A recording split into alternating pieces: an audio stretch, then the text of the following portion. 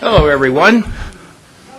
Welcome. Were you guys way down there? Yeah, we're way down here. So we're out of the hand grenade shrapnel range. So the down here. So welcome, everyone. Let me just apologize in advance. My wife's at a hospital getting a test, and so if I get a call, I'm going to have to take it. So I just wanted to let you know ahead of time.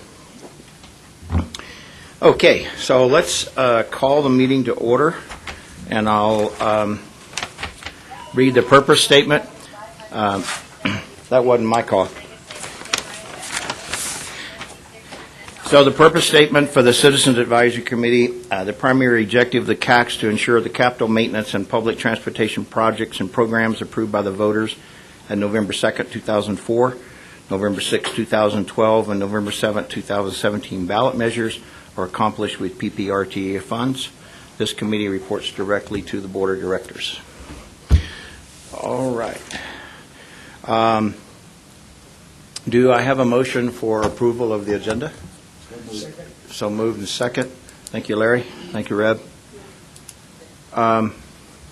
Public comments for any items not on the agenda. Yes, ma'am. No, the red light's not on. There it is.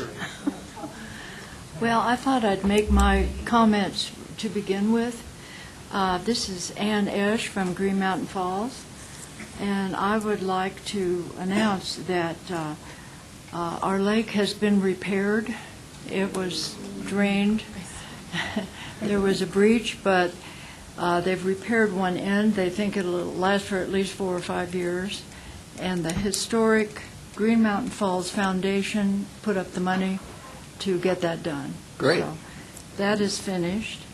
Also, very importantly, Green Mountain Falls has hired a town manager at long last.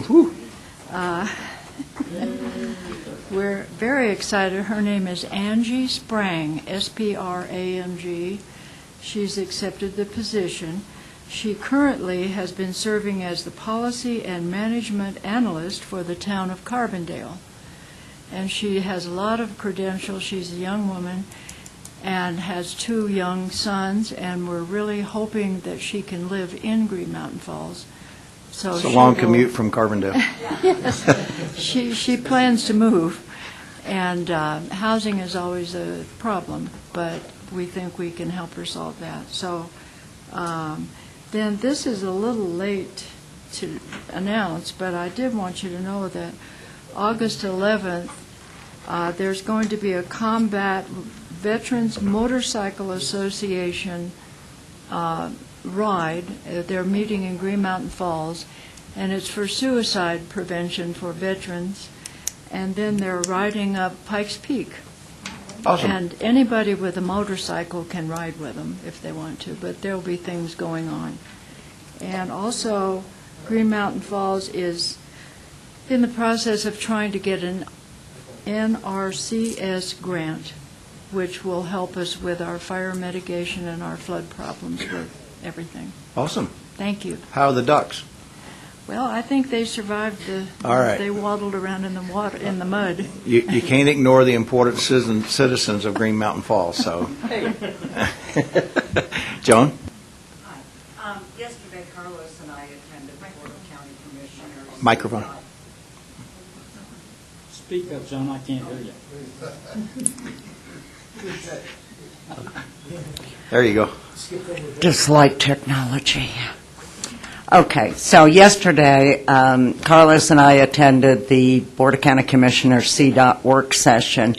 I brought a handout and gave it to Rick if anyone is interested in perusing it.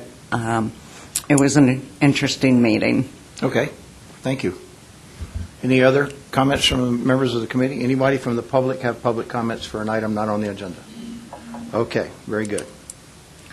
Do I hear a motion for approval of the minutes for the July 3rd meeting? So moved. So moved. Who said so? Oh, Jean, Cheryl, thank you. Okay, financial reports. Bev is not here, but Rick's going to answer all our questions. Yep, got some time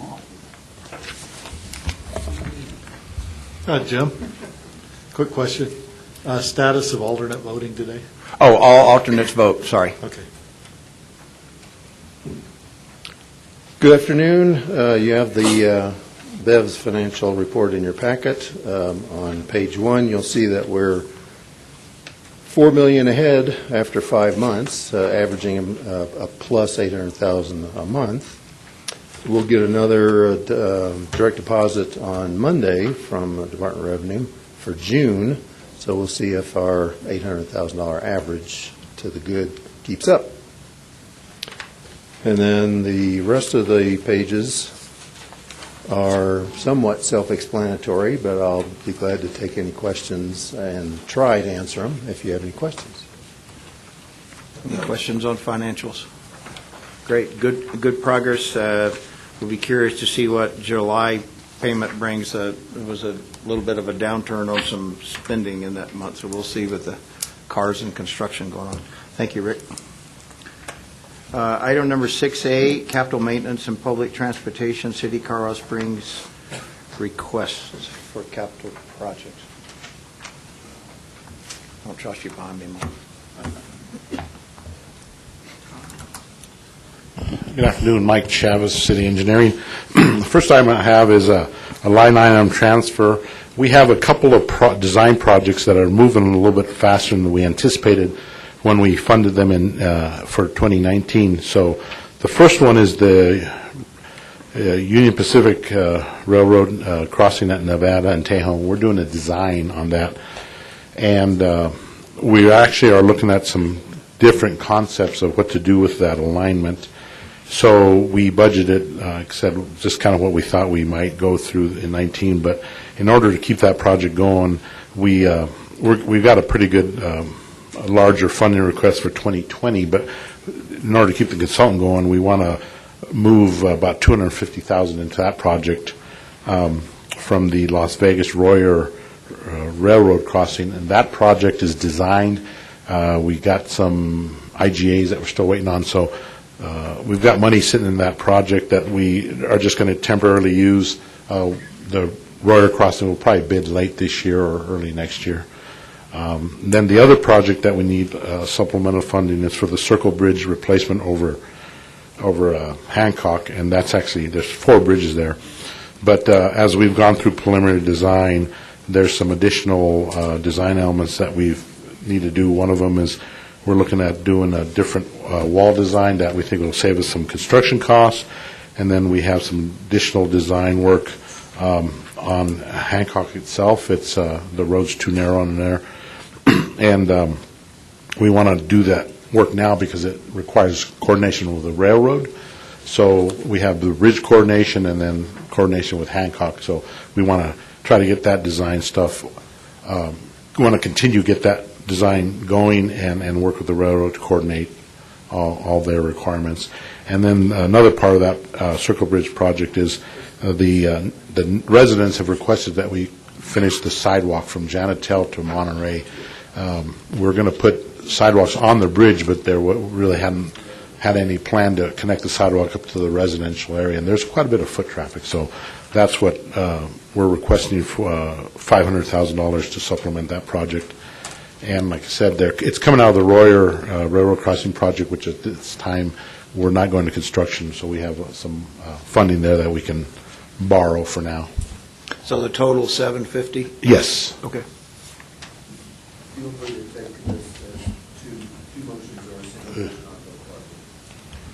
Any objections to taking it as one? Okay. Do you have any objections if we just do it as one vote? Okay. Any other comments or questions? Carlos? Yeah, I had some questions concerning the project. To $250,000, this is for the design work for the railroad. How much of that is going towards the design or the changes? I know the railroad is looking at moving or having a southern alignment that bypasses those S-curves and the bridges entirely. How much of this is driven by the railroad wanting to change their alignment for this design change? I'm not so sure that's the railroad. I think we're looking at what's the best way to do it. We are looking at changing the alignment because it might be easier to build the project by actually moving the alignment permanently instead of a temporary, shift. Build the, online where it is, and then moving it back. So we're still going through an analysis of the alternatives. The other thing is the railroad did come and say, hey, we're going to replace the Tejon Bridge, and they will replace it as is. And so we are working with them, and we kind of accelerated this project because we can partner with them, get some money from them, and get what we need, because they'll just put the bridge back at the same height it is now, which on Tejon wouldn't leave adequate clearance.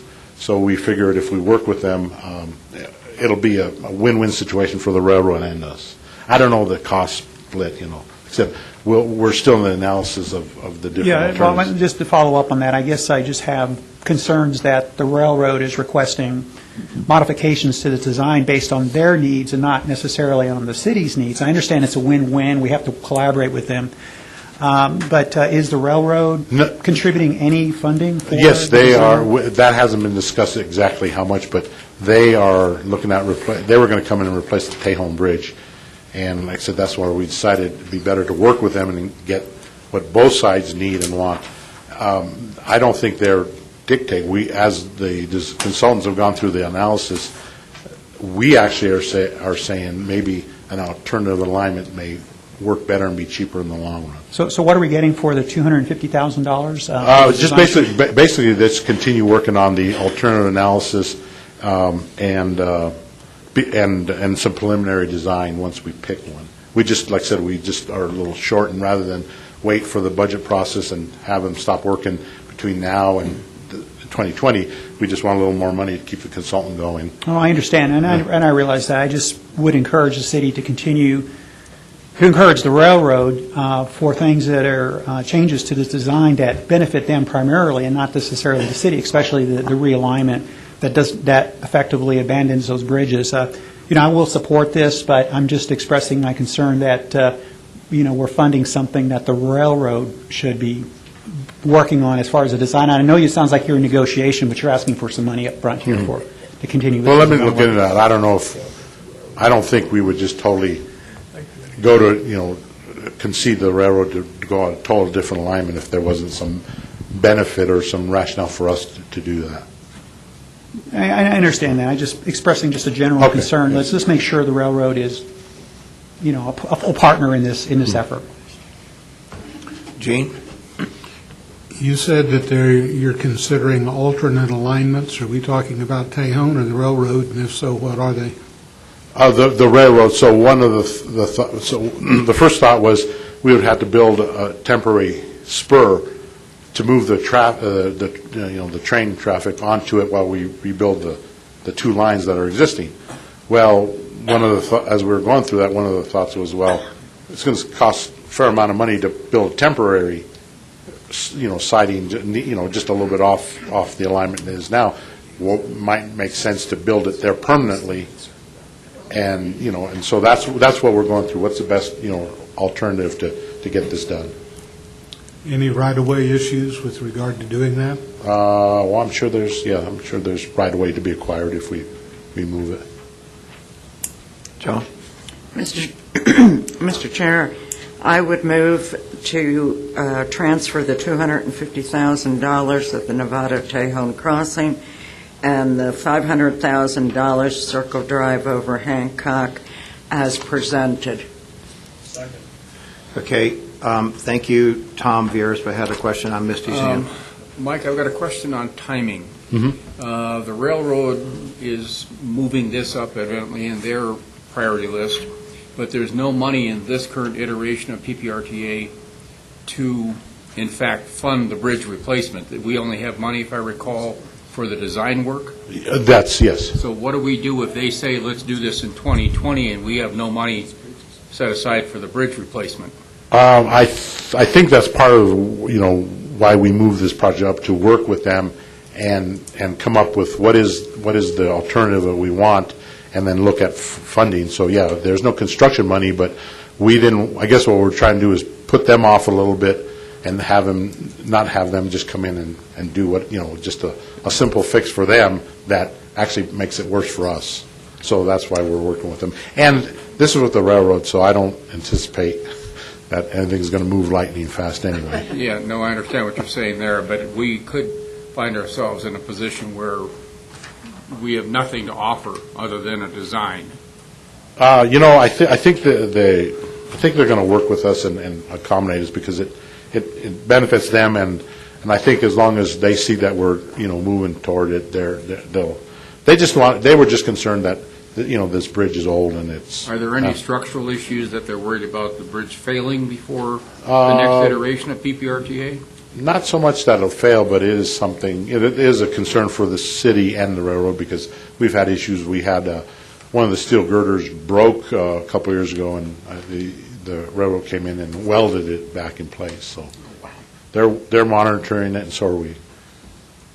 So as long as it doesn't become critical, I think and we work together, they will work with us and, like I said, maybe put off the schedule so that we can get the whole project done, and so that's what we're headed toward. Okay, so we have a motion and a second. Any further discussion? All those in favor say aye. Aye. Any opposed? Thank you. Motion carries. 6B, Colorado Springs request for capital projects. Oh, you've already got that. I'm sorry. So. Your other contract list. Contract, okay.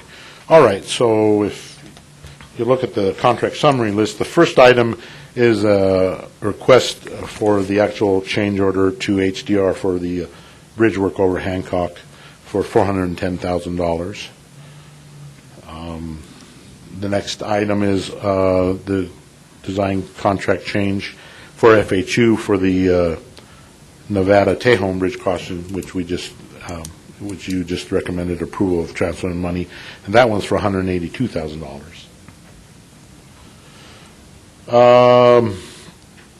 The third item is a construction management contract for the Tejon Roundabout for Ye and Associates. It's for $285,000, and this is getting funded through the Intersection Safety Improvements Project. A couple of months ago, I came and asked for a line item transfer of $600,000 for that project, and so that $600,000, part of that is what we're using for this CM contract. Is this down at Ivywild, Blue Star area Yes. right there? Okay. What's the crossing street on the intersections? It's Cascade, Ramona, Tejon, and Cheyenne Boulevard, so it's the 5 points. So we're putting a roundabout there. So it's south of I-25 on Tejon, where it meets the Blue Star and Ivywild School. It's a good call at that intersection. Yeah, it's a five-way intersection. It's a Yeah. Cheyenne move- Boulevard right there. It goes over Once to people learn how to use it, it'll. Edelweiss German restaurant that way.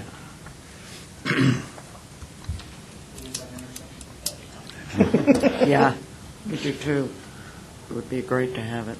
The, a quick question on that, actually, just popped into my head. I noticed that, especially during rush hours, a lot of traffic diverts from Nevada through that intersection.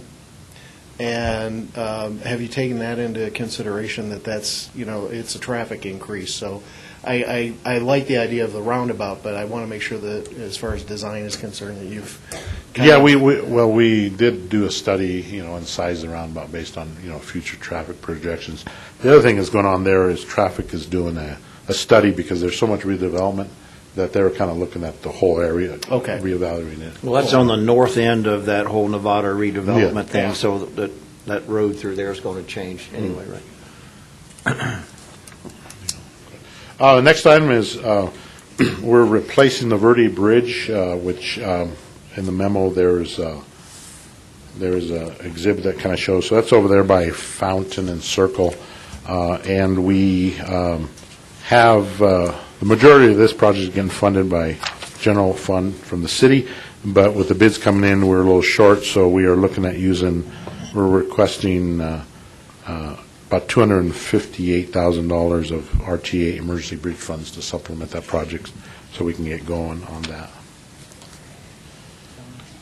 And then the next item, roadway maintenance operations, has a pipelining project on Tejon from the Tejon Railroad Bridge down to Fountain Creek. It's about 1,700 feet of corrugated metal pipe, and they've got a contractor to line that pipe, which keeps failing on us, and we keep going in there and having to fix it. So this will take care of it for quite a while. And then there's some pipe replacements on Nevada. Again, there's an exhibit that shows the several intersections that they're doing some pipe replacement, I think, before the 2C work. Brian had a question. Mike, if I could, real quick, I noticed a couple of these items involve stormwater issues, and I was wondering why the funds aren't coming from the stormwater enterprise? I'll let the operations answer that. The long walk. And it's not 3 mile either. Right. I don't know if I like this new configuration. All right. How's everybody doing? Corey Farkas, City of Colorado Springs. So great question. So we've got 2A, our stormwater enterprise, with with their, I don't want to call it the fee. Those are actually, those Tax, dollars, you know, yeah. those dollars, it's a fee. Those dollars are actually going to dedicated projects, and they do have some emergency funds for some emergency projects that moving forward. This particular project on Tejon, can you hear me? Yes. Okay. This particular project on Tejon is directly underneath the roadway. We've got a pipe running parallel with the roadway underneath it that we have in the last year had 10 sinkholes in the last year. And we're afraid we're going to lose, a Volvo and a family in it at some point in time. If it's evolved. Whenever these projects come up and it's impacting the roadway above it and the crews that maintain the roadway above it. So we're going to utilize our maintenance funds to fix that pipe underneath the roadway so that we're no longer having to fix the roadway. This roadway has not been identified. It's in good enough shape that it has not been identified under 2C or an extension of 2C, so there will not be any maintenance going on, necessarily large maintenance projects on that particular section of roadway for a number of years. So we really want to try to save that roadway and line this pipe. We took a look initially at remove and replace on the pipe. Costs were coming in astronomical, so we made a decision to have some contractors come in, bid it with a slip line lining. We're going to go ahead and line it for less than half of what the cost would be to remove and replace. And Cole, do you know off the top of your head how many years on that lining that we should get? It's a 50-year product with that lining. So again, we're doing our best to try to save dollars where we can, but we've got to be able to maintain that particular roadway. The Nevada piece, that's pre-overlay. So again, we go through and we try to, prior to paving those roadways, we take a look at any kind of pipe that's underneath just the roadway, and if we have some spot repairs, we're going to take care of those spot repairs so that we don't have a failure in that roadway down the road. Any other questions for Corey or Mike? Reb said he's not going to be here 50 years. He doesn't care about that. That's right. I may not be here tomorrow. No comment. Hey, Mike, this is your question. Verde Bridge, why are we funding? Can't hear you, Reb.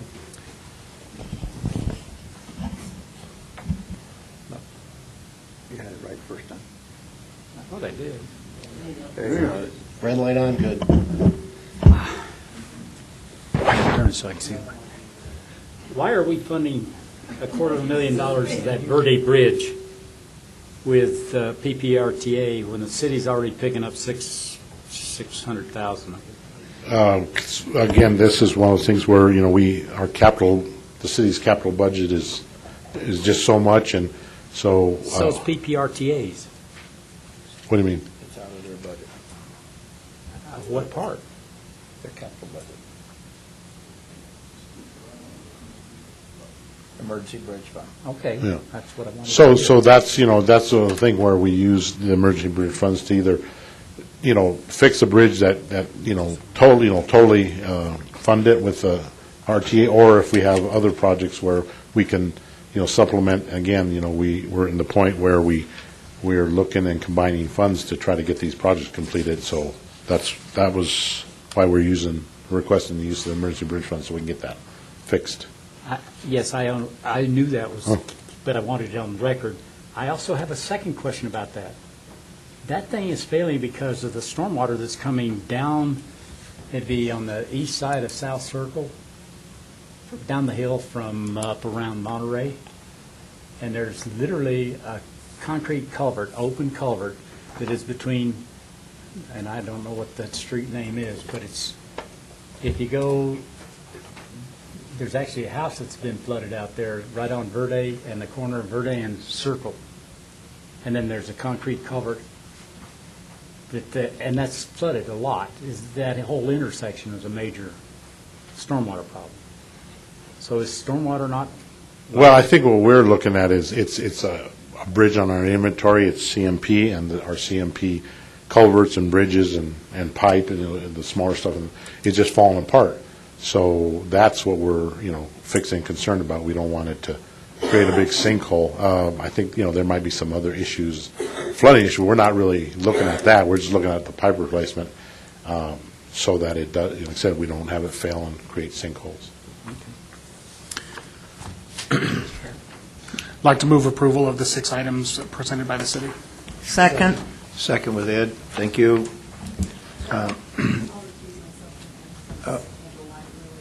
Okay. Any other questions, comments? All those in favor, say aye. Aye. Any opposed? Our motion All right, thank you. Thank you. Thanks, Corey.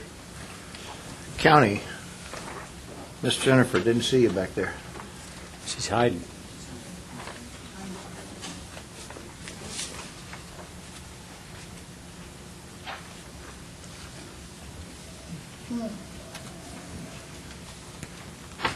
Jennifer Irvin, El Paso County, County Engineer. Good afternoon, Mr. Chair, Citizens Advisory Committee. We have one item for your consideration today, and it's related to property acquisition for our McLaughlin and Old Meridian Roundabout. This is a project that we are hoping to finalize all the property acquisitions still this year and get out to bid. This one in particular has been a difficult property to finalize, but I think we are there. We had an appraisal that recommended a value of $62,000. The owner had an appraisal of $182,000. As you can see, that's pretty wide apart. Yeah. And so as we looked at that, we came to a negotiated value, which is $108,000, which I feel very comfortable with. I think our staff did a great job. So at this point, we're recommending to go ahead with this and be happy to answer any questions. If I could. Jennifer, just a quick question. We've noticed several times that there seems to be kind of a, you know exactly where I'm headed, between the independent that obviously the homeowner pays for, or the landowner, and what the county comes up with. I'm trying to figure out why the disparity. In this case, it had several factors. We did an appraisal about a year difference from this, and this is also commercial property out in the Falcon area. Okay. So that is a significant factor in it. Of course, you never have an appraiser who has the same valuation, so you're going to have some differences as far as square footage. But in this case in particularly, we had some relocation of some private property within our right-of-way that we didn't identify first, but we have incorporated into that valuation. So there's lots of there's no one single reason for it, but there's lots of good individual reasons for that. And I would note, usually on appraisals, when we have a difference, what we usually do is offer in between. In this case, we didn't do that because we had some unique characteristics on this one. So I think we came together with a reasonable and prudent, and we went back to our appraiser and had him weigh in on that. We always do. So feel very confident that this is a reasonable offer, and so obviously the property owner accepted it. Thanks. Move approval. Second. Okay, we have a move to approve and a second. Any other questions or comments? Oh, One question. Across the way. Then Ed. okay. Just Is this on? Yes. Oh, I just want, on a kind of a sidebar, how is this going to help the wetland deal with the extension of Meridian to getting completed? I know that we talked about having to trade wetlands for that extension. I was kind of wondering where that was.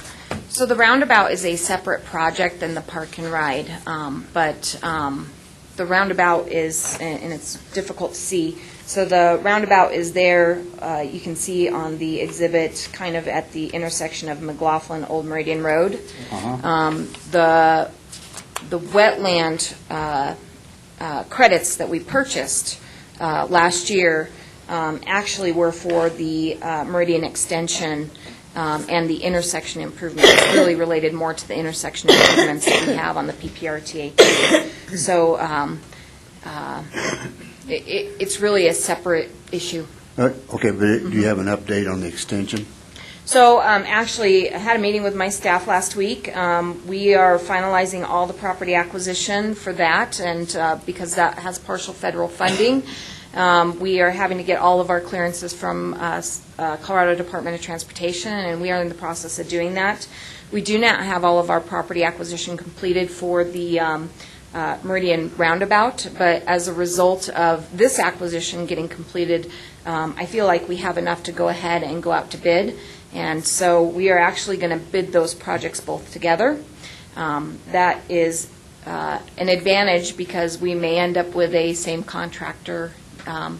We have to bid them separately because the Falcon Park and Ride and the Meridian Extension have federal dollars, and so we don't want to put federal dollars on the roundabout and change that cost and create problems there. But we're hoping if we go ahead and advertise those concurrently that we may end up with a same contractor. So hoping, again, to get under construction later this year. That's great, thanks. Ed, you had a question? She answered it. I was going to ask about property acquisition. Okay. Jennifer, where is the actual park for the park and ride? Is it on the New Meridian Road on the west side, down next to 24? So if you look, well, maybe I can scroll down, because it's probably easier to show on the, yep. This is Old Meridian, this is New Meridian, and then the extension is going to go down right here, and then Meridian Road here is actually going to cul-de-sac. And actually, the park and ride itself, which has the federal funding, and then we also got federal funding for some of the adjacent roadways, is right in here. And Swing Line will connect over. Is there supposed to be a... Yeah, I can't see your curve. I can't see your curve. Oh, sorry. Can you see the... Oh, there we go. Now There, it's your curve. can you see it right there? Yeah. So essentially, the park and ride, can you see it now? No. No. Okay, I'll just walk over. Right there. Okay, Nothing like the old-fashioned way. there you go. So it's actually south of 24. Yes. Well, that's All right, interesting. very good. Okay, so we have a motion and a second. Jean made motion. Who had second? Cheryl? Okay. Okay, we'll give Joan the second this time. We gave Cheryl one last time. All right, all those in favor say aye. Aye. Any opposed? Thank you. Thanks, Jennifer. Manitou Springs, item 6E. And a thick one, too. And there's more. And there's more.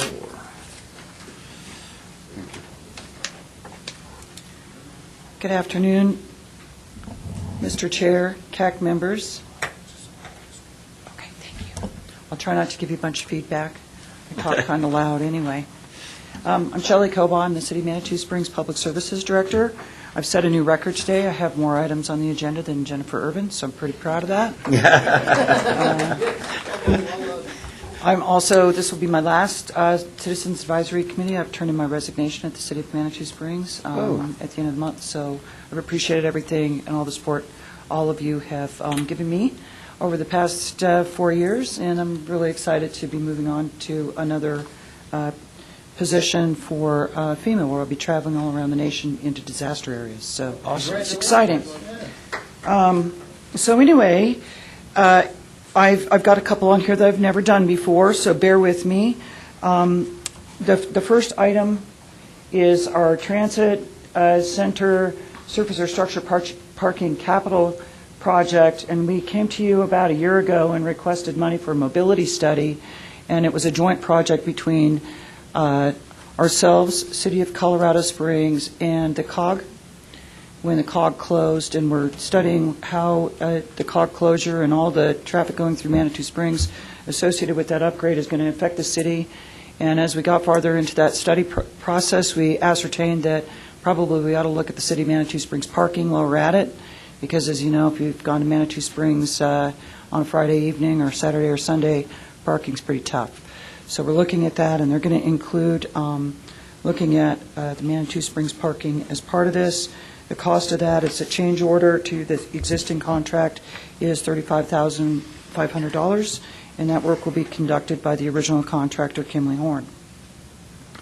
Item 2 is part of the capital project, Manitou West End pedestrian drainage improvements. It's a contract for $165,495 with one of our on-call engineers, JR Engineering. It's a contract for project and construction management. We have another design engineer on board, and this is to have JR Engineering's team provide project management and construction oversight as it goes to construction. Design on that project is slated to be completed the end of this year, with construction starting the following year.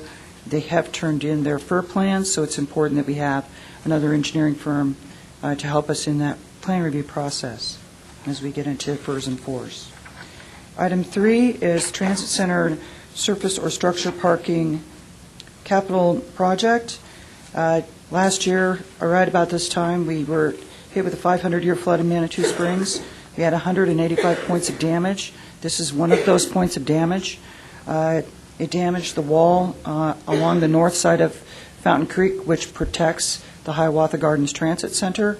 We do have an on-call stonemason who routinely goes around and fixes our historic arch bridges, and he's going to be able to go in and fix this wall, keep the creek out, and also the raccoon population, which is entering the building and creating issues, which you'll hear about in item 5.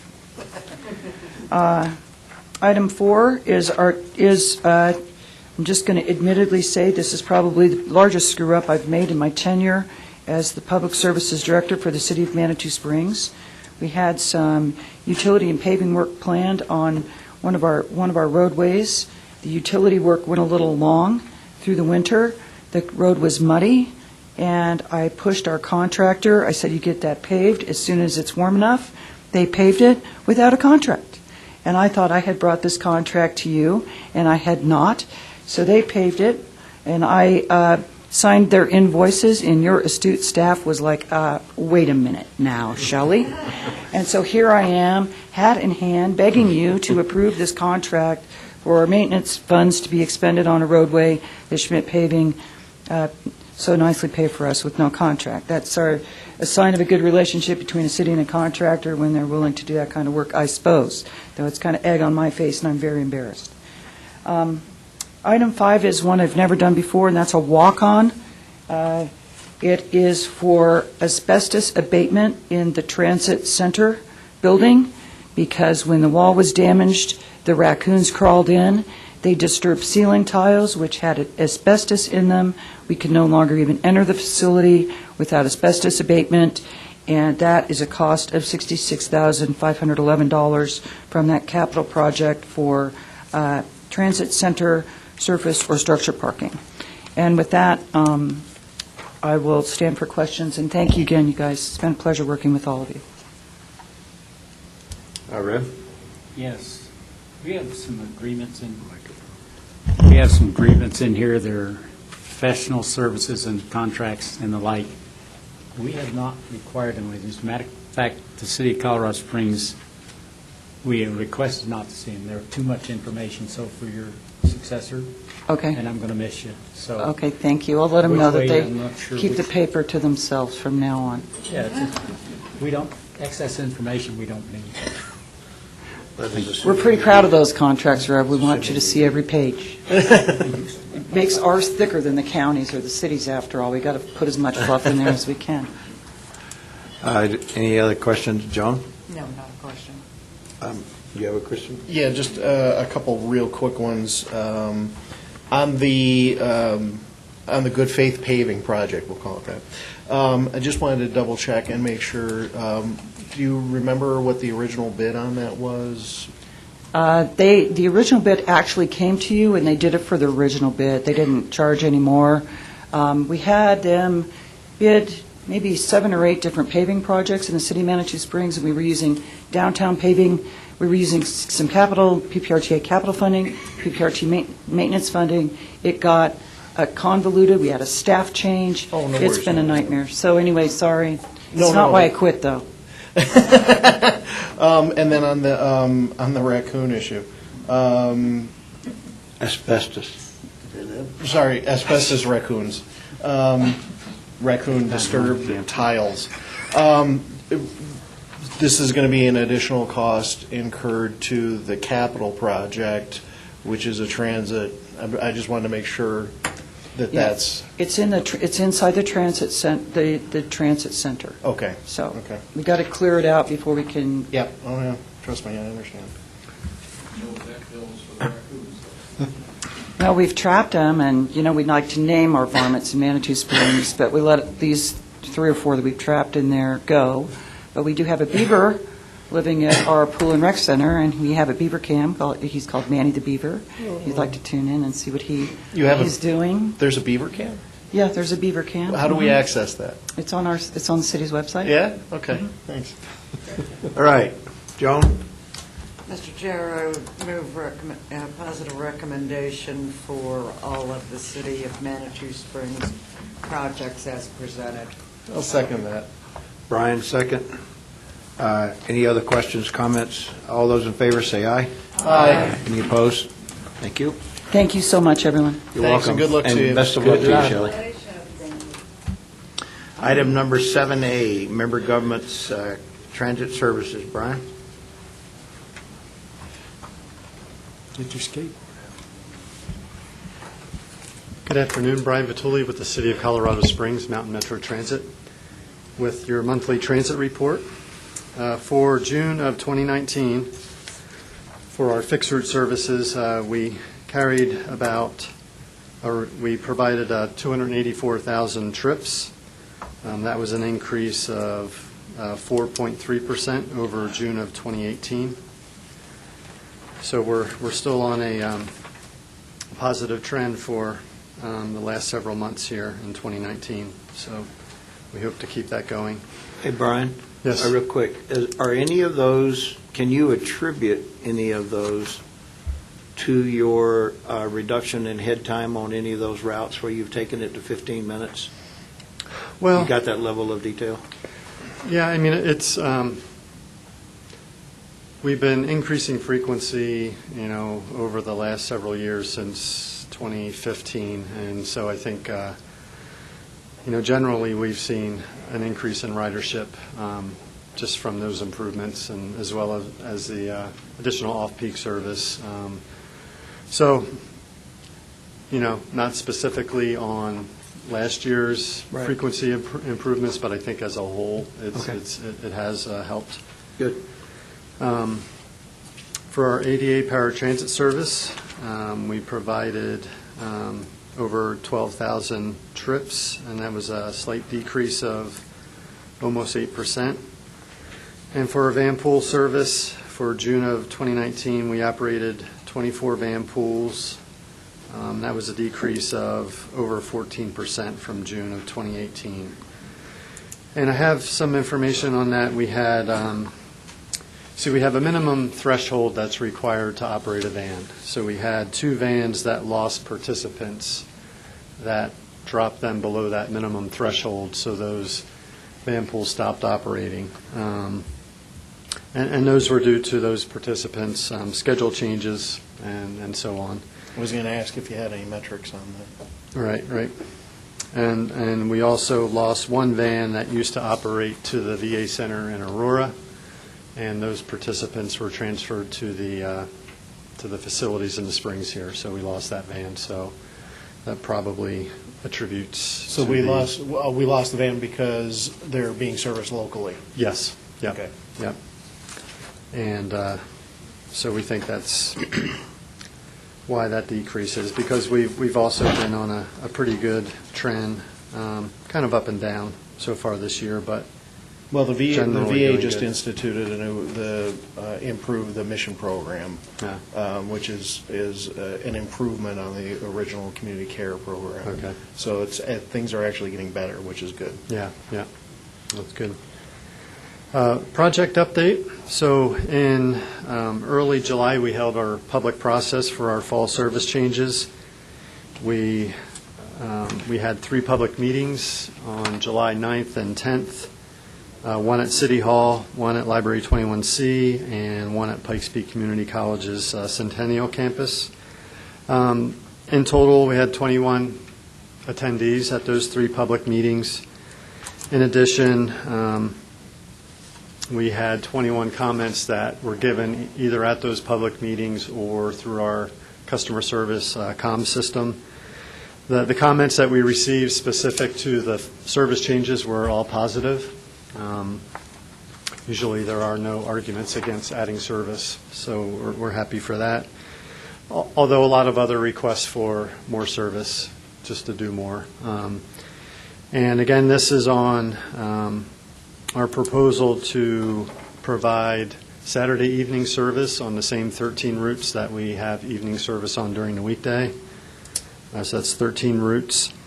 And then increasing frequency on 5 routes on Sunday from 60 minutes to every 30 minutes. And these are on our 5 top performing routes. So we reviewed all the information that we got at the public meetings and through customer service, and we recommended approval of the changes as presented and as proposed during the public meetings, and city administration signed off on those. So we're moving forward with these, and we'll be implementing them on Sunday, September 29th. So are there any questions? Well, Mountain Metro, I saw the first the other day. A guy with a Grubhub delivery bag sitting at a bus stop. Oh. So I'm not sure how warm that food's going to be when it gets there, but somebody's using it, or either he's a next Grubhub guy. Yeah, exactly. Hopefully he scheduled his trip carefully. Yeah. So, okay. Thank you, Brian. Larry? Just a question, Brian. For next month's meeting, can you give us an update on where the new transit center project is? Or do you want to just address it right now? I'll wait till next month. Yeah. Okay. Yeah. If we can include that as part of your presentation for next month. Okay. Sure. Yeah. There's been an awful lot of activity. I mean, I will say this: there's been an awful lot of activity over the last month or so, and by next month there will be even more activity. So I should have a lot more to present next month. So right. Sure. Thank you. Thank you, Carlos. I don't know if you're going to address this later, or maybe here's appropriate, but have you had the coverage from the Citizen Advisory Committee for these long-term transportation planning efforts? Have you gotten adequate representation from this body for those planning efforts? Yes. You have? Okay, thank you. Yeah. Mr. Julia and is the alternate for the 2040. No, is the primary for the 2045 plan. Mr. Godfrey is the alternate. And Mr. Godfrey is the primary for the North Nevada study, and Tony's the alternate. So, yes, we're well represented. Thank you. Keep them in line. Thanks, Brian. Thanks, Brian. Okay, item 7B, details of program funds.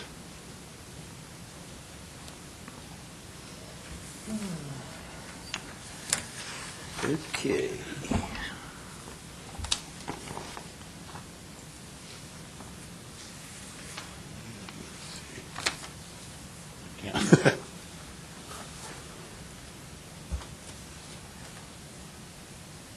This isn't working. Do you want to go to slideshow? Yeah. Is it back? Go to the top. Which tab? Stay at where it says slideshow. And then from current slide or from beginning. All right. Okay, this is Mike Chavez, City Engineering.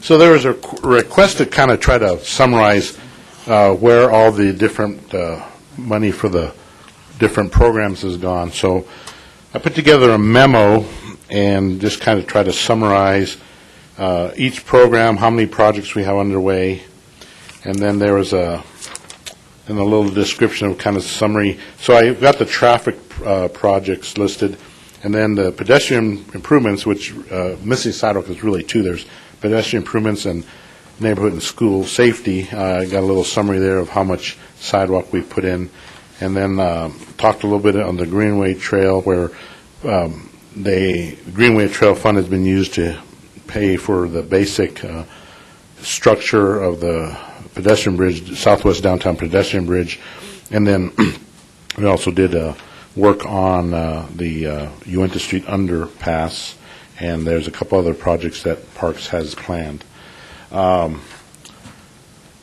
The table on the backside of the memo is just kind of a summary of the different projects, and there's just a lot of detail. So basically, the programs, the citywide intersection improvements, they're completed or are working on 22 intersections. There's been 31 on-street bike projects. Those either little corridor or trail crossing projects that are underway or have been finished. Roadway and safety operations, there's 12 projects, 4 for congestion mitigation, and we've got 43 signals either completed or underway, with 60 the target to complete that program. Again, the other programs are the missing sidewalk. We've got two different funds there. We've put in over 10 miles of missing sidewalk, and we also supplemented the North Cascade sidewalk improvements for about $30,000. That was mostly grant. That was about $1 million of grant between transit and neighborhood services, but we did need a little supplemental funding, so we used the missing sidewalk program. Mike, yes. Mike, can I interrupt you just for a moment, Mr. Chair? I like that we've got 10 miles of the missing sidewalk put in. Do you know how many linear miles we've got left to do in the city? No, I don't. I can get that, but... Okay, I'm just curious. Yeah. Then we've got $100,000 slated for the Fillmore corridor improvements. Transit is moving the bus route to Fillmore between the highway over to east to Circle. So again, that's mostly grant funding, but we did need a little bit of help based on our estimates. So the Mississippi Sidewalk program is helping that. Will help that project. And then on the Greenway Trail, we put in about $4.6 million for the bridge. Parks finished the Uinta Street underpass last year, and that was about $800,000. And they're looking at a couple of projects to fund out of this one, and that's basically the Conwood Trail from Greenway Trail from Rock Rimmon and I-25 up to Conwood Creek, and that's about $300,000 of grant match that they're looking at using. And then they've got about I think $400,000 they're looking at supplementing to help do some improvements on that trail from Uinta to the Mesa Creek crossing. At the back of the memo is a long list of projects that list all the individual projects and how much has been spent over the years on them. And it's a little hard to read, but I think we're just trying to show, what specific projects and intersections this money's been spent on. I think one of the things that, there's been a lot of discussion about we spent more money than was allocated. And I think that the two areas where we've had some overruns or additional projects that really weren't anticipating originally, it was the Southwest Pedestrian Bridge and the Sierra Madre and Vermejo improvements. And so those are kind of projects that came up that we've put additional funds into that kind of have been a concern. So the table that was in your packet is different than this one. And one of the things I realized was that we kept hearing that we've doubled some of these programs from what the original allocation is, and I didn't realize it until yesterday. I was looking at Bev's sheet, and what she has been showing is the original allocation that was identified, plus she's been adding some of the extra funding that we've requested. And so her budget is what she's called the revised budget, which is this column. But what we at the city are considering the actual budget is what we have approved to date.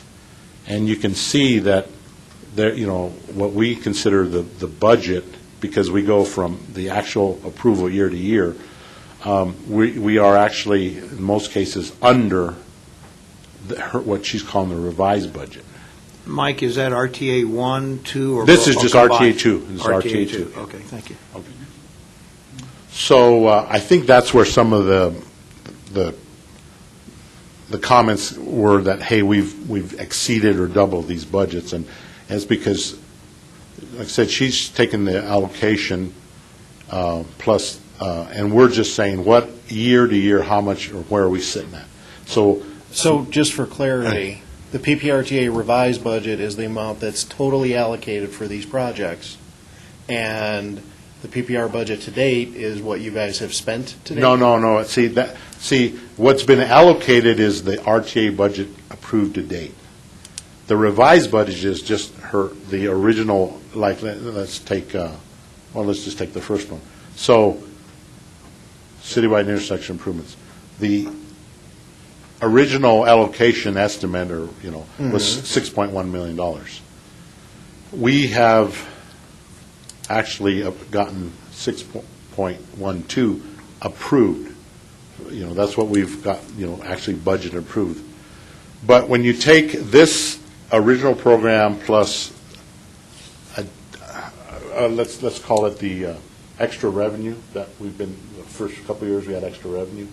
So if we've applied that to this program, Bev has a revised budget of 8.6. Because she just took the 6.1 plus additional revenue. So that's where there's a little bit of, I think it's a matter of definition. So we don't consider this a revised budget because the city doesn't, because we haven't gotten 8.6 approved. We've gotten 6.1 Approved by the RTA? RTA. Or approved by the city? By the RTA. Okay. Is your intent to ask for 8.6? Well, so what I'm going to show here is this over and under. So what I did is, so I took the RTA budget approved to date. This is the actual, approval. And then I looked at if we fund between 20 and 24 our typical yearly allocation, if we fund the next 4 years, that's what this column is. That would be the proposed funding for the remainder of the program, RTA program. What I show is, what I'm saying is Program A, which is approval plus future plan. This is where we would end up at the end of the program. This Program B it would be Bev's number plus what we think will fund the next 4 years, and that's this one. And there's a bit of a difference where we'll end up at the end. So what we're thinking is Program A is kind of where we're going to end up at the end of the project if we fund them every year. Mike, when you're referring to Bev's allocation, so she just doesn't put in money in your programs, you tell her where to put it, right? You get a lump sum of additional revenue in the revised budget, and then you allocate it. So is that number what you showed in your revised budget? No. See, what we've asked her to allocate is what we have under the budget approved today. Okay. All right. Like I said, her accounting is a little different, and she's just taken the expected budget, which, was the original allocation plus extra money. So that's why we have a difference, and I think it's more of a definition. So am I correct in assuming that if you go to the original program allocation of 2015, we'll round it, 6.2, and we go all the way down to Program A, we're looking at a discrepancy of roughly $4 million? Yes. And what would the reason be for that? Well, I guess the explanation is, we've spent this much money on, on these projects which are listed, okay, and we've probably done, more work than we anticipated. So that's why we're at 6.12. That's how much, we've identified. We've got projects and expenditures that have us there. And I'm just saying, if we were to fund the intersection safety project, which I think that one is about $400,000 every year. If we just, add it or fund it for the next 4 years, that's another $4 million. That puts us at the 10. Okay, so basically the original projection is off by $4 million. Well, not project. The original. It wasn't a projection. It was a kind of a base number that we, as we spread. We were given an initial budget amount of how much we thought we'd have, revenue. So we spread it. We funded the A-list, the name projects, and the programs. We just kind of took. Okay, we showed $6 million. We divided it over the 7 years. That's $400,000, and that's what originally we were thinking. That's how we get to the 6.1. So the $4 million's all inflationary costs? Not necessarily inflationary, but just extra work that we've actually done. The original allocation showed 6.1 million, and we've done that much work. Okay. We are hoping to continue to fund that program because there are still other needs to be met. Well, so we're halfway through PPRTA too. So at the end, we would end up having done $10 million worth of work. I'm saying, but again, the budget has to be approved year to year. So I'm just trying to show, if we fund these at the historic rates, that's where these programs will end up at. But this also, and I didn't bring that, but this still continues to take into account. Last month or the month before, I showed that we could finish the A list by 2023 and a half. We'd have all the A lists done, and we seem to we would be under budget. But that also included continuing to fund these programs at those levels. So, and I may need to, we may need to talk about this more, but I'm just trying to give a snapshot of where we're at. There's a lot of information that I try to condense. All right, so one of the purposes of doing this was to, one, inform us in terms of what's in these programs, what's doing, and this, that, and the other, and so that we're more informed. The other one is to, the board, some members of the board are of the opinion that there was an original number set aside for some of these programs, and we've done that, and therefore we don't fund anymore. When in reality, they're funded annually. There was not a 10-year number thrown out there of how many you were going to work on for a 10-year period. Some people are under the assumption, in my opinion, that that was what has happened. So therefore, they don't believe that we should move any more money into these programs. That's one. So talking about what we're going to do through 2024 and future years, I think we're premature. I think we need to justify, you need to justify, the city needs to justify what work is being done in these programs and why future funding is important and that you need to continue work in these programs. You've got the flexibility to do things. As I mentioned in a conversation earlier today, was that if you have a major accident and somebody takes out a light pole, why not go ahead and take some money out of this program and put the new light structures up and fix it and make it right if that was on the plan to be done anyway. You got to have that flexibility to be able to do some of that. Some of these projects are companion projects where there's other work going on from A-list projects that are nearby, and it makes sense to do some of this other work at the same time you're doing the A-list projects, and that's a flexibility that we need to have. As you know, I've not been a major advocate of the lack of visibility in these programs, and so I think my intention was for us to see what you're doing, see what you plan to do, and how that compares with how what you've done compares to what you plan to do, so that we can justify to the board that they don't start cutting off funding 4 years before this whole RTA is over and focusing on A-list projects. Because we're not going to get to the B-list projects until the county and everybody else has finished A-list projects. So I don't think it's prudent to take away funding from these programs when they provide a valuable service and some flexibility. But that doesn't mean we shouldn't have visibility into them in terms of how they're spending it and what they plan to do with it. So I find this a little confusing, Mike, and so maybe we should, I want to continue this, and I want other people to comment if you had a chance to dig into it. But in terms of how Bev's number comes about, we probably should have her here to defend how that works, because I'm a little confused with that.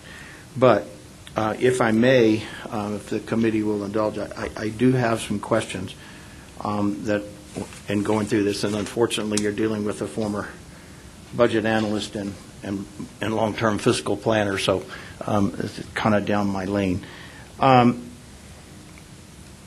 the original paper you showed, I wouldn't show future funding to the board at this point.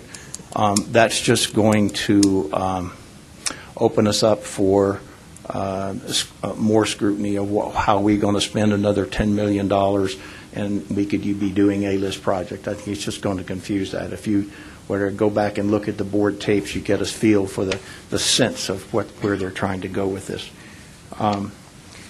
I find that in this first table where we showed we've only done 12 projects with roadway safety and traffic ops, but we've done 31 on-street bikeway improvements. Just seems like a reverse priority there.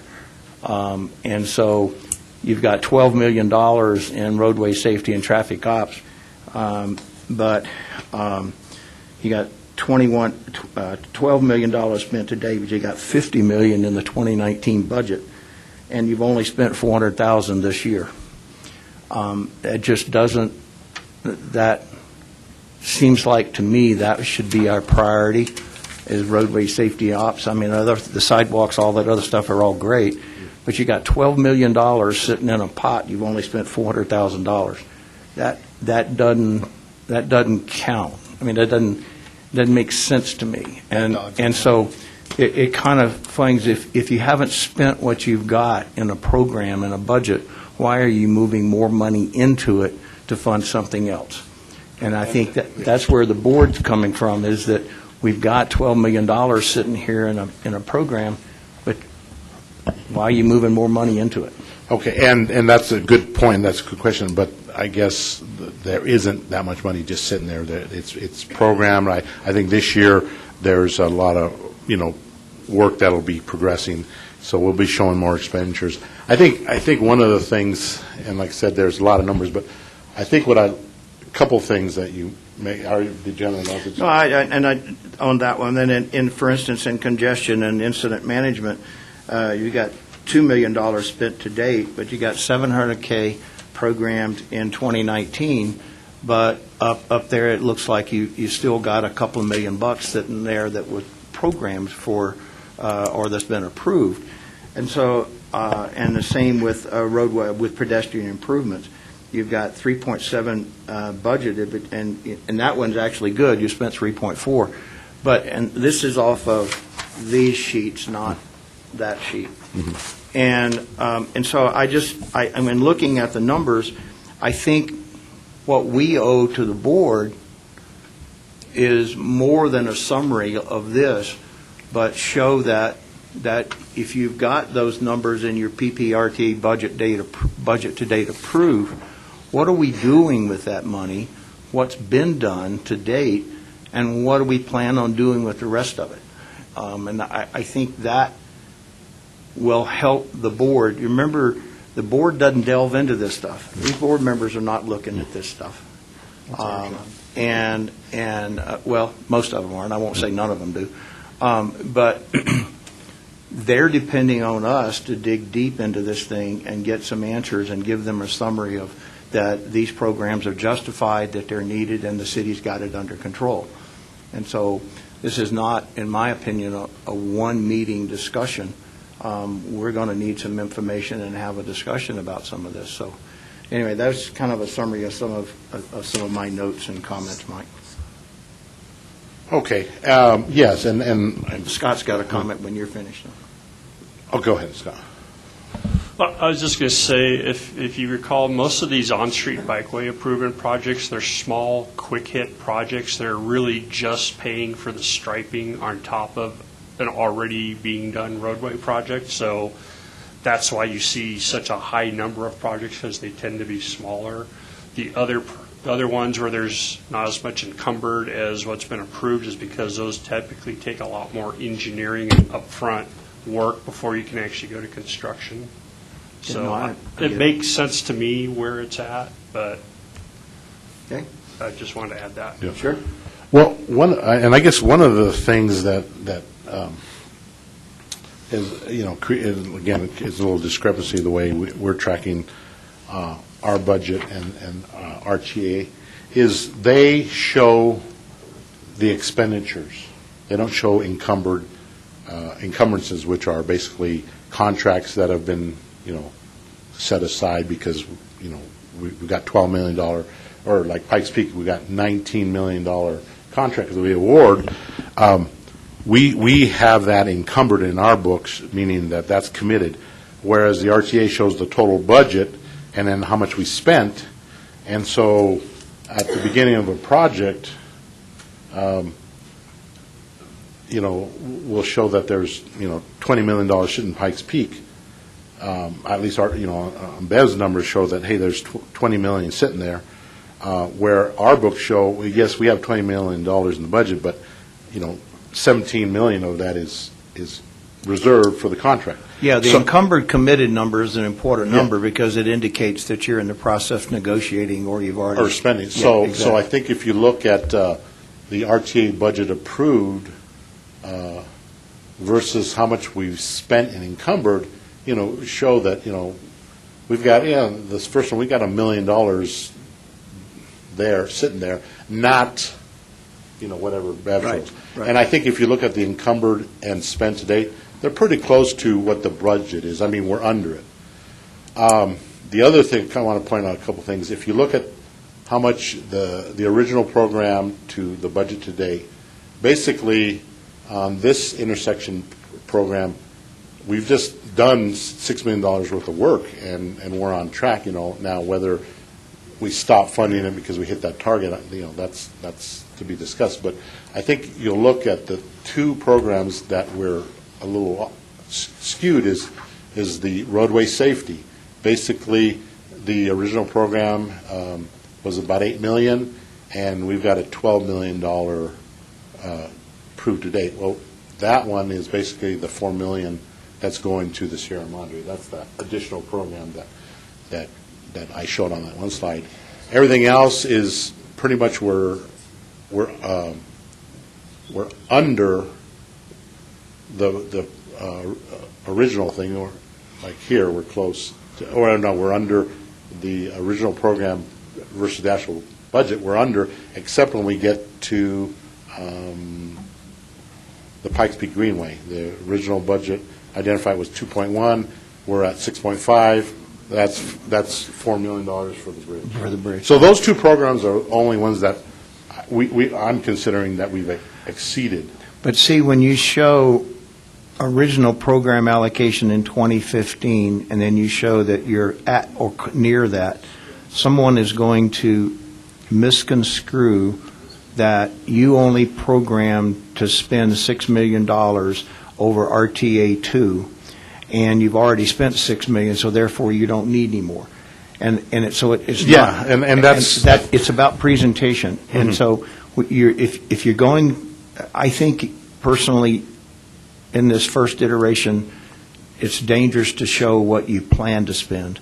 I show what you've spent to date through all of RTA 2 and what you've got approved in your 2019 budget and how you're rating to spend that. Mm-hmm.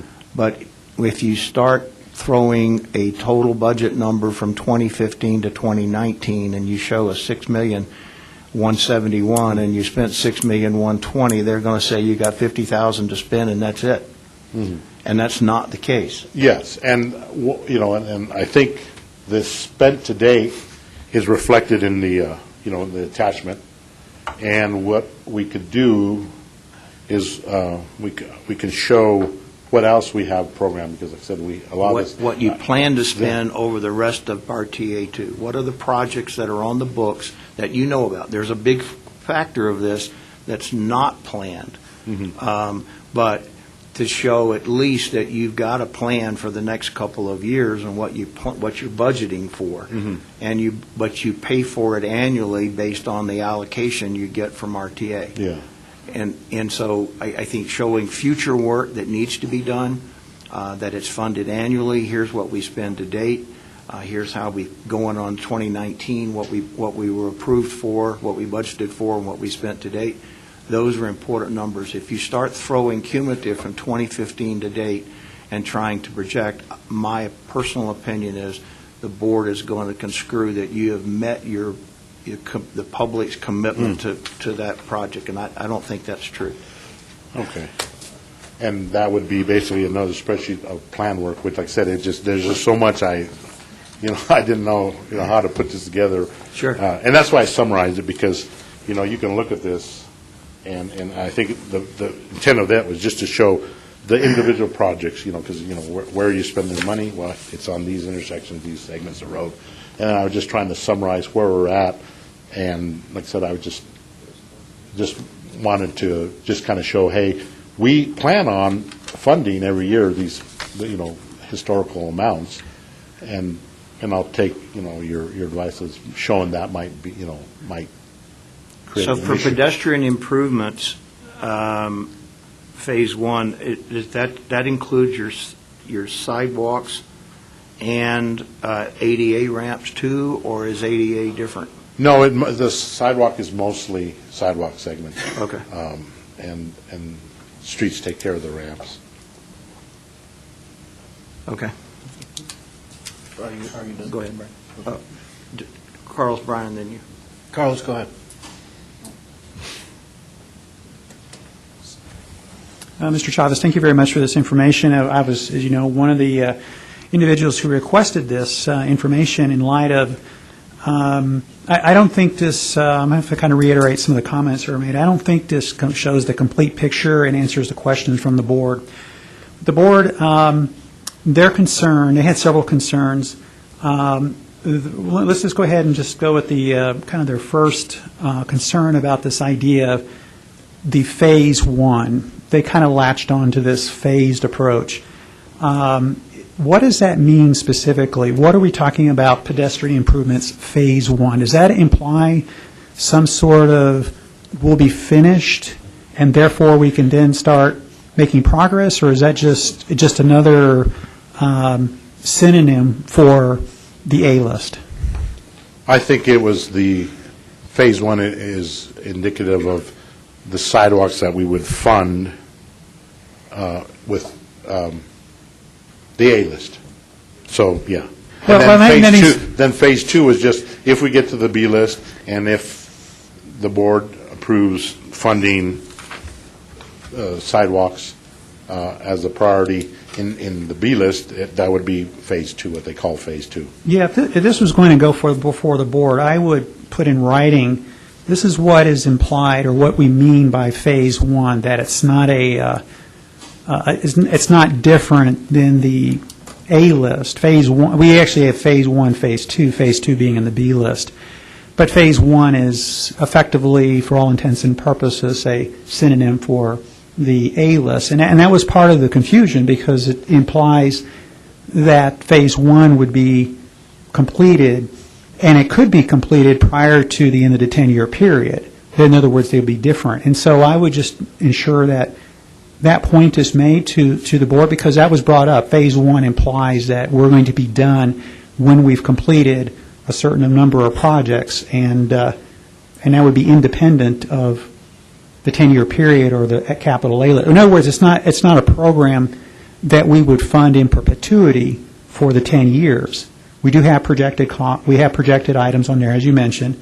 But it's not a, we're not going to say we're done with the missing sidewalks at this date because we finished, what is it, we had, 10 miles or whatever. When we hit 15 miles, we're completed. No, That's not what was meant by that. Yeah, it was just, basically, Phase 1 was funding during the A-list. Just leave the phase off. Yeah, maybe we'll do that. Well, just clarifying that definition, I think, would help the board, and at least us.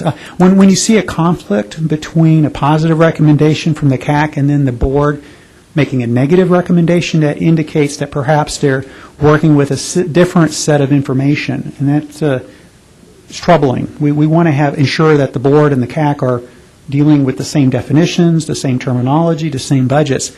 If they come to a different conclusion, that's fine, but I feel that they were dealing with different information, and particularly one of those was phase 1. The other criticism of these projects is that they're vague, generic. This is my term. It's a slush fund, a miscellaneous mad money account.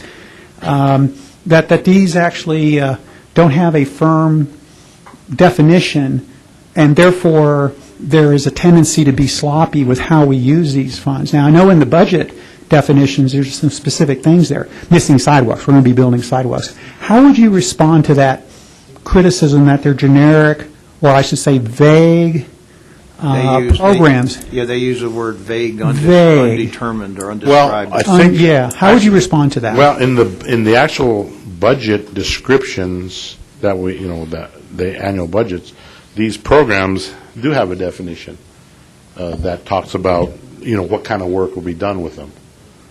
Is that not right, Rick? Yes. Yeah. So when you see in a month or two, when you see the requests for these different programs, then there's the name and then there's a definition of what kind of work they entail. The only thing that's maybe vague is we don't identify which exact location because we don't know, and it's kind of on an as-needed basis.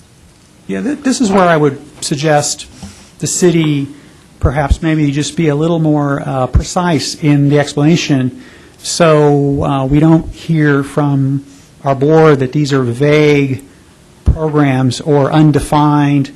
I was using the term generic. And their comparison, by the way, the comparison they're using, by the way, this isn't in isolated. It's compared to the named projects. The named project's very specific. We have a very specific Bradley Road, Academy intersection improvements, things like that are very, very narrow. Again, I'm just bringing that up because there's a sense that the named projects, being very precise, would be higher priority than these projects here, precisely because these don't name an intersection. They don't name, for example, we don't see Van Buren Street. That was a criticism that was made. Well, where's Van Buren on this list? Well, it's pedestrian improvements for our sidewalks here. It's not naming a particular street, but that seems like that point was not understood, and I'm kind of troubled by that misunderstanding. So I just want to ensure that the city communicates that and kind of dispel this idea that these are vague or miscellaneous or that they're some sort of slush fund. I just want to make sure that that's not the definitions that are going forward with these programs. And I did have one other comment about the numbers here. I did dive into the numbers here, but I'm just going to leave it at that just so you have an opportunity to respond to that comment. Okay. No, like I said, I appreciate the advice. Because I said I just was trying to summarize everything, and there's so much info that wasn't sure how this would come across. Brian, you had a question? Yeah, actually, I've been getting a lot of feedback from folks especially on the east side along the Powers Corridor, that we're funding a lot of nice-to-haves before need-to-haves. And just having gone through this, just one example that I might point out would be like the wayfinding program. That's a nice thing to have, but we're funding that and taking care of that before things like what I've been talking about for almost a year is the mile between on Tut Boulevard between Constitution and North Carefree that I brought up about a year ago that there's a tremendous amount of growth plan for there that has now taken place. We have 3 hotels that have sprung up there. We've got 3 apartment complexes that have Senior sprung living- up there, senior living 2 centers. senior living centers that have sprung up there, all within the last year and a half. And most of this has been within the last year. We've got a 2-lane road where they just got done putting in a new sidewalk in an area that is obviously going to need expansion, yet we've got this 2-lane road going into a 4-lane road. So it's a natural choke point as you go from north to south. And it just seems that there's a disconnect between city planning and city traffic regarding this area. City planning is like, yeah, go ahead and build everything you want there. But there's no way to get traffic through there. So there's this disconnect between public safety, traffic congestion mitigation, and growth. And it wasn't like this wasn't seen coming. So when somebody comes to me and goes, okay, they're doing all this really nice touchy-feely stuff like the bike wayfinding program and the bike paths and all this other stuff, but they're not fixing the damn roads, what do I tell them? Well, yeah, and that is, I mean, I get the same question. I think, first of all, the wayfinding is funded under the bikeway improvements. So Right. that's, that's where that money Different needs to- program. That's where that money needs to go to. Yeah. Mark Shuffle is, was an RTA1, that was, pretty ambitious to, define it from, way down south all the way up to Black Forest Road. I don't think there was the intent that we would be able to get it all done. I think, part of it was assuming development was going to build a lot of it and the economy crashed. So RTA1, is done and there's just a little bit of money left. So that's something that the city is looking at and working with the county to figure out what do we do. And I think we are looking at using some of these slush funds. There's talk that, well, we may just cut it off. Well, you can cut it off because we've spent, the original target amount, but then we're not going to have the flexibility to try to put some of this money and developer money into trying to fix Mark Shuffle. So that's why, I did show that, hey, we want to keep funding it, and yes, it may put it over the original projection, but there's still needs, Mark Shuffle being one. Well, Mark Shuffle, Tut, I mean. Yeah, and all those. There's there's an impression, okay, I know because we work here and we see a lot of what goes on, but there's this impression that I'm getting from citizens on the east side of town that the east side can kind of go to hell because all this money is going to downtown. And it's I bring out the information, I show it to them, but it's what they see and what they perceive versus, when you see all this growth taking place along this 1 mile stretch, 1.5 mile stretch of road, and it was known because city planning planned it. But then traffic engineering seems to be lagging so far behind that it's actually causing more problems than it's solving. And I'm trying to find out, is there a disconnect between planning and traffic engineering, or what's going on? Is there a way that we can help resolve this? Well, or something we yeah. can provide to the public that says, look, they're aware of the situation, it's being dealt with. But I can't tell somebody it's being dealt with when it's obviously not. Well, we're aware of it and we're looking, and one of the biggest things we're trying to figure out is, where do we get funding to take care of those issues? That stretch is a large enough stretch and a large number. I don't think it'd be appropriate to use program funds for expanding TUT from there. For spot improvement, like I said, if there's again, the reason we have these programs is because, we didn't foresee what was going to happen at TUT when we took it to the voters, so we wanted these programs. It's not an A-list program. So that we, have some funding to take care of at least critical things they may be short, stopgap measures, but at least, it's something. So that's why I'm very concerned that people want to say, hey, you reached the dollar amount, you're done, because there's lots of needs. Oh, yeah. Okay. Tony? I actually want to go back to what Carlos was talking about. That's why I was trying to interject there. I don't think it's appropriate for us to say that the named projects have a higher priority than the programs here. I know when I voted yes on PPRTA 2, those programs were something that I assumed were going to be programs that were for the entire 10 years of PPRTA too, that those programs would be continued throughout the entire time. So at the 5-year mark, saying, oh, that's enough, is not at all what I think the voters were expecting. And it's not that it's a higher priority or a lesser priority, it's that they are all A priorities. On the I had something I was going to say on Senior moment. Brian. What's that? Senior moment. Yeah. I'm getting there. So, but that's.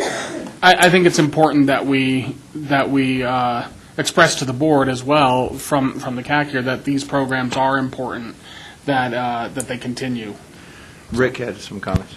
There was a question about the level of detail or definition that was in the 2019 budget or any of the budgets regarding the program funds. So I made an excerpt page 23 that I just handed out to everybody. So this shows some of the program funds and shows the level of detail that's in the 2019 budget for the program funds on this page. You thought of it? I just thought of it. It's like a CD. It eventually comes back to the reader. And right. On the question of the disconnect between city planning and city traffic engineering, having sat on the county planning commission for a number of years, I know that when a developer comes forward with an idea for for some development, that it's not always something that the city said, hey, this is what we want. Now, but the developer's saying, hey, this is a good time to use my land to do this. So just because they're building a bunch of stuff up along Tut doesn't mean that the city had all kinds of, years and years and years of projected time to say, oh, well, we're going to need a bigger road there first. So sometimes these things, unfortunately, do put the horse, the cart before the horse, but we do have to catch up on those things. And I totally agree, and I do understand. It's just I'm like, First and Main Town Center's been there for a while, and so it was kind of a foreseeable problem, especially when you've got a 2-lane or a 4-lane into a 2-lane. Okay, Carlos? Yeah, I'll try to wrap this up as quickly as possible. I know everybody wants to go here. Let me go back to the line item there, the pedestrian improvements, because that's the one that failed before the board. The pedestrian improvements, the line item transfer because of the encumbered funds, and you were just trying to ensure we had enough money to continue with the projected amounts, but the $200,000 line item transfer did not occur. The rationale, again, I just want to point out, if you look at the last, I'm going to take kind of a converse argument here. The projected over, what was presented to the board showed an $800,000 overrun. Now we're showing almost $2 million, at least using the logic that we're done with the 2015 number. I can tell you right now that's going to cause some consternation on the board if they see $800,000 now go to $2 million overage there. Let me ask this question here. What happens if the board continues with this line of thought that we're done 2015 and we're complete? That becomes, that whole column, we just make it zero. Will there be a positive effect? And this is the reason they want to make that, and I'm kind of paraphrasing it. We're going to make that zero. That column, that last column is going to be zero. We're going to make the adjustments. We're going to say we're going to declare victory on the missing sidewalk program. We're not going to fund it for the next 5 years and everything else in the generic categories. How will that positively affect progress towards the B list? Will it? That was the rationale for making this zero, was that by adding this up, we can zero it out, we can accelerate progress on the B list. Well, I think what I showed that the A list, including the programs, we will have enough money to build them and finish them, about 2023. If we were to zero everything out, what that would mean is there'd be more money to go to the B list, but going to the B list is not necessarily a dollar issue, it's a completion on all the government entities, or at least, funding them, making sure that they're adequately funded. And I think that's not going to really be a point that we can show is adequately funded until we get everything out to bid, because we've got estimates and we've an escalating cost, but until we bid them, we're not going to really know. So it's kind of like in RTA 1, we got the A-list done. So, we even though there's still some projects that are getting finished, I think we showed that there was enough, theoretically, there was the funding there. But I think, we just didn't move to the B-list because there wasn't a confidence that they were funded adequately. So, just kind of paraphrase, it looks like if we take it zero, it's all downside, because we're not going to be able to fund safety improvements, like a safe routes to school to get our kids to school safely. It's all downside and very little upside. In fact, I don't see any upside. Well, and that would be true to any of these programs, that if you cease funding now, we've got 5 years without intersection improvements, and that's not what we need. Yeah, and by the way, I did, a little bit of math, kind of doing the accounting. If you look at our generic programs here, it represents about 18% of our capital projects, whereas the named projects is about 75%. I was just looking at, okay, if we compare apples to oranges here, our named projects are comprised, at least for the city, 75% of our budget, whereas our programs are 18. So the idea that we can then nickel and dime the programs, the generic programs, to somehow make progress or accelerate progress towards the A projects does not make sense. It doesn't make sense. I can't make the numbers work. So I'm just trying to understand that we're comparing not just programs, but we're also looking at named programs as well. We spend a lot of money on the named programs. They are adequately funded, and also they, as you know, have also exceeded their budgets. Like the West Avenue Action Plan, and there's a lot of projects out there that have had overruns, and they haven't gotten the same level of scrutiny as the generic programs, even though it's only about 18% of our budget. And you have to keep in mind that the city can't go to the B list till the county finishes the A list, and all the other member governments. So this focus on one entity of trying to complete A lists for one entity without looking at the whole doesn't make much sense either. But anyway, Red? Carlos, I'd like you to explain how you got 18% of the budget is on these program funds. And I shut down my computer because I ran out of battery. I have all the spreadsheets here. If you look at the capital, the 10-year budget's for the city, it's $305 million. For PPRTA? PPRTA 2, yeah. You came up with $305 million. But that was, if you sum up the amounts there was the main projects, the trails projects, the generic programs, and I think it was transit. If you add all those up for the city, what they're getting, it's today it's $305 million was the 10-year projection. And so if you were to add up the 2015 allocation, or any of the allocations, don't have the exact numbers, but it's 18%. For the last 3 years now, 2016, and I stand to be corrected on that, but 2017 and 18 and 19 are capped at a $100 million cap, of which 55% is for capital. And the city only gets 80% of that. So round numbers, 80% of $55 million is $43 million. How can you budget on that basis, not taking into account that next year Mike's going to have a hailstorm and get millions of extra dollars in hail damage and sales, just based on the $100 million base? How can you come up with anything close to the neighborhood of $300 million? 10 years. So 10 years is only $440 million, and you're going to spend 3/4 of that on these program things, is what you're saying. No. What is the figure of $305 million? That was the total, which Bev was here. If you look at the total for the capital over 10-year periods for the city of Colorado Springs, it was $305 million for 10 years, a 10-year period. And that was based on the budget presentation that was made, I think a couple of months ago. There was a total, and I think some of Bev's numbers corroborate that number. And then, by the way, maybe I made an error. This is over 10 years. So $1 billion, it's about a third for the city. So if you look at $1 billion, $100 million over 10 years would be $1 billion. 305 would be less than a third for capital for the city of Colorado Springs. Does that No, I don't make agree. sense? Okay, we're not, you guys get together and work that out. Okay, so I haven't heard any comment from anybody else. I certainly, Ann? I just got a question, Mike.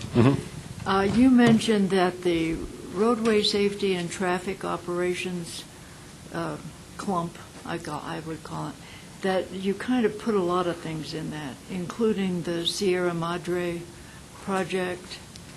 You know, it's $3,200,000 idea. It isn't done or anything yet. But is that like a public-private deal or something? Who suggested that? Well, I think, yes, I think the overall, the bridge in the Sierra Madre and Wormhole improvements was like $50 million, and I think the city or the RTA, I was just looking at Ryan's slideshow yesterday, the day before, but I think we're putting in 12 or 20 million. So there's a lot of private money going into the overall project. Because to me, that's just an odd category. You just kind of put it there for safety. It doesn't seem like safety to me. Well, then that's why I identified as kind of an additional program that kind of was not looked at or planned for. I mean, Yeah. I know it's hard to pin everything down precisely, but would that be the planning commission people that gives you these ideas? Who does? No, that was just, we were trying to figure out how to get that project finished with, private, the URA, the bid, and we, with staff came with a recommendation. Who did? The city staff. We said, hey, we've got this much private money, we've got, city money, and, we need this much RTA money. But it was the developers that wanted to do this, right? No, not necessarily, no. It's I just a don't city, the city master plan, the pedestrian bridge has been on our books for a long time. Because it has to go over the railroad and everything. It's really a lot of money. When Brian is saying we need something that's really safety. You should have been around. You should have been around over the years and had the discussion about the bridge. So that water's under that bridge I was already. actually very proud of myself. I didn't say a word about it today. Okay. Mr. Chair, just brief comment. Bev's financial statements, page number 9, the City of Colorado Springs, it's the very last page, column 3, the total 10-year budget for capital 10 years, $305 million, plus some change. That's the number I was working with. And so the question is, how much of that is the named projects versus generic? And I had to type it in manually, because I don't have access to the spreadsheet here, but my calculations were 18.5% for the generic projects. Anyways, that's page number 9 of Bev's financial report. Those are the numbers I'm working with. Okay, thanks. Mike, for next month, could you add your emergency bridge fund to that list? Isn't that one of your? It's one of your programs. It's one of your program funds? Yeah, and I didn't because it's actually, it's kind of a name project, I guess, but we can add that in. Okay. It might be relevant given the line item transfers. So, Tom? I'm trying to figure out this overall thing you've got, Mike, and I think perhaps typing out what you're doing with these numbers, plussing and minusing and all that kind of stuff would help, because I'm looking at encumbered, and the next column is program spent to date and encumbered, so I assume that includes the previous column also and all of that. Yes. And I've run through with a calculator, and I can't make anything out of any of these numbers to come up with totals. Yeah. I think what I was trying to show is that if you look at Bev's financial, there's a lot of money just sitting there. And what I'm trying to show by showing the spent and encumbered is that we've got more money tied up, than what if you were to look at Bev's numbers. My sense is you didn't add any clarity to the problem, though.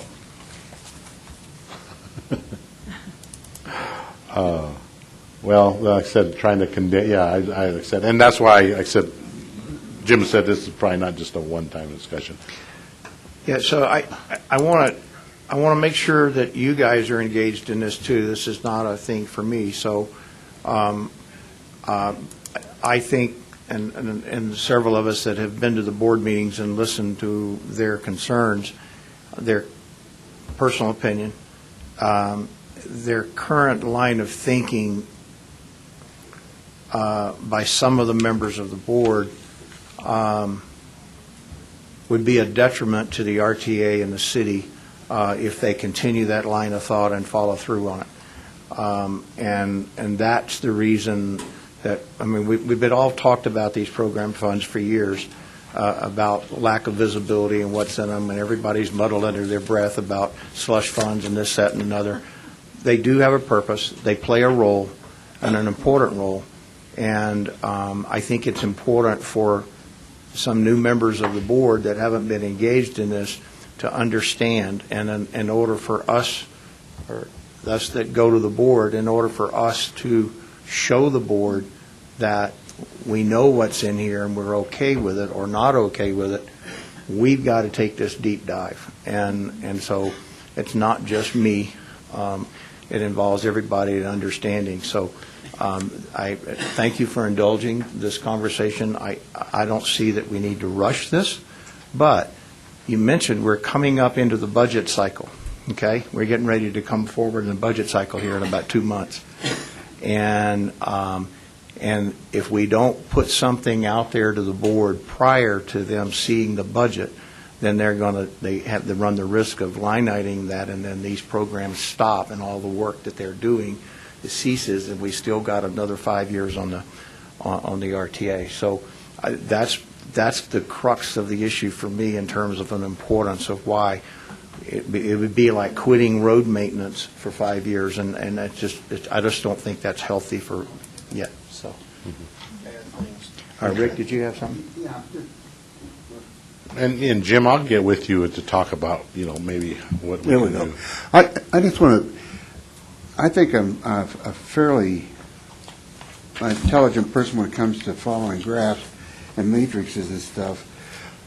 I can't make any sense out of this at all. Now, I can understand where you're coming from because you're at a level above us, and so these things make sense to you. So it looks to me like the best thing I can recommend before we take this to the board is take it back and simplify it and put in a better structure so that we can understand it, and then maybe we can send it to the board. That's what I was hoping that would convey. Well, so sorry. He's trying politely to say it doesn't work for us.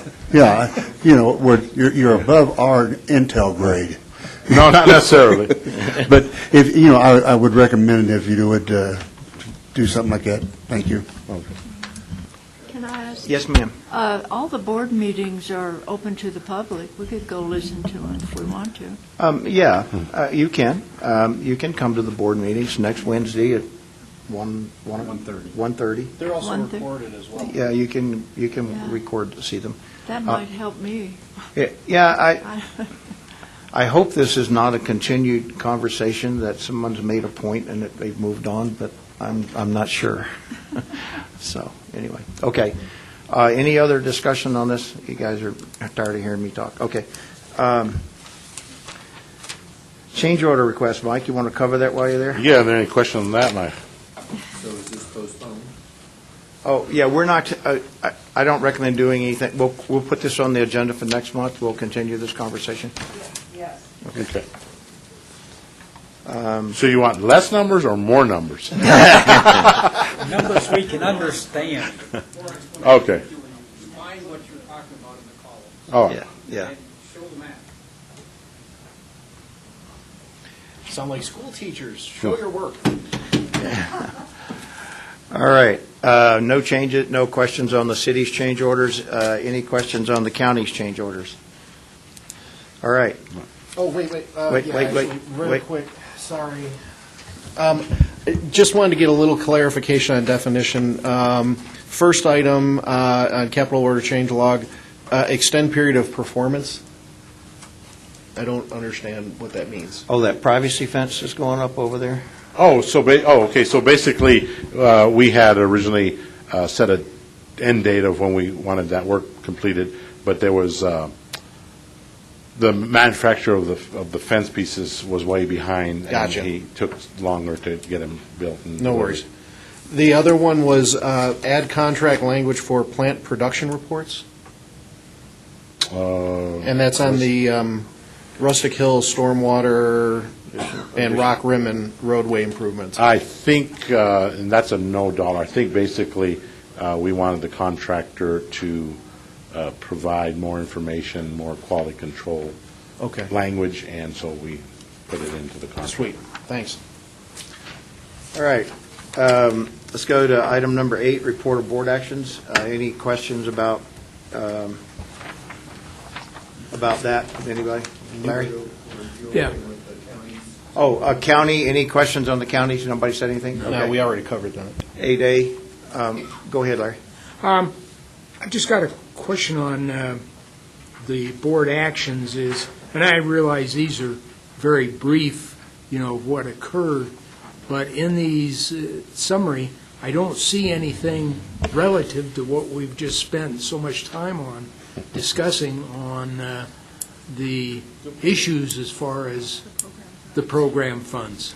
It was the denial, it started with the denial of a line item transfer for Van Buren, 200,000. Van Buren to put in the bike pass and the Safe Routes to Schools program. They denied a 200,000 line item transfer, and they got into this discussion about why is this a road project, and they denied that, and then 20 minutes later they approved a $3.5 million transfer line item into another program fund for something different, and it was the comments that were made by some of the board members that it kind of drove this, and then it continued last month. So that's what kind of driving this discussion. So do you anticipate further discussion from the board on next Wednesday on this issue? It may come up during those line item transfers, but this time those line item transfers are between two named projects. So and I'll use my words versus staff words. It seemed like to me, and Reb, you correct this, but it seemed like to me that they were heading down a policy that says you can't transfer any money into these funds, and you can't, you're done. You spent everything you said you were going to do, and you're done. And that's where I thought the conversation was going by some of the members. And some of them were vocal enough that other people chimed in, and they denied a line item transfer into the deal. So it indicated to me that there was a lack of understanding of what was in these programs. They were using wrong words such as nebulous. They were using words as generic, or they didn't use the word slush fund that I recall.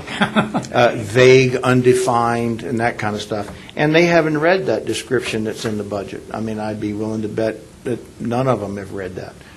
And so I took the opportunity, because there's three new board members that were kind of voicing this, and they came in mid-cycle, and were just not familiar with what was going on.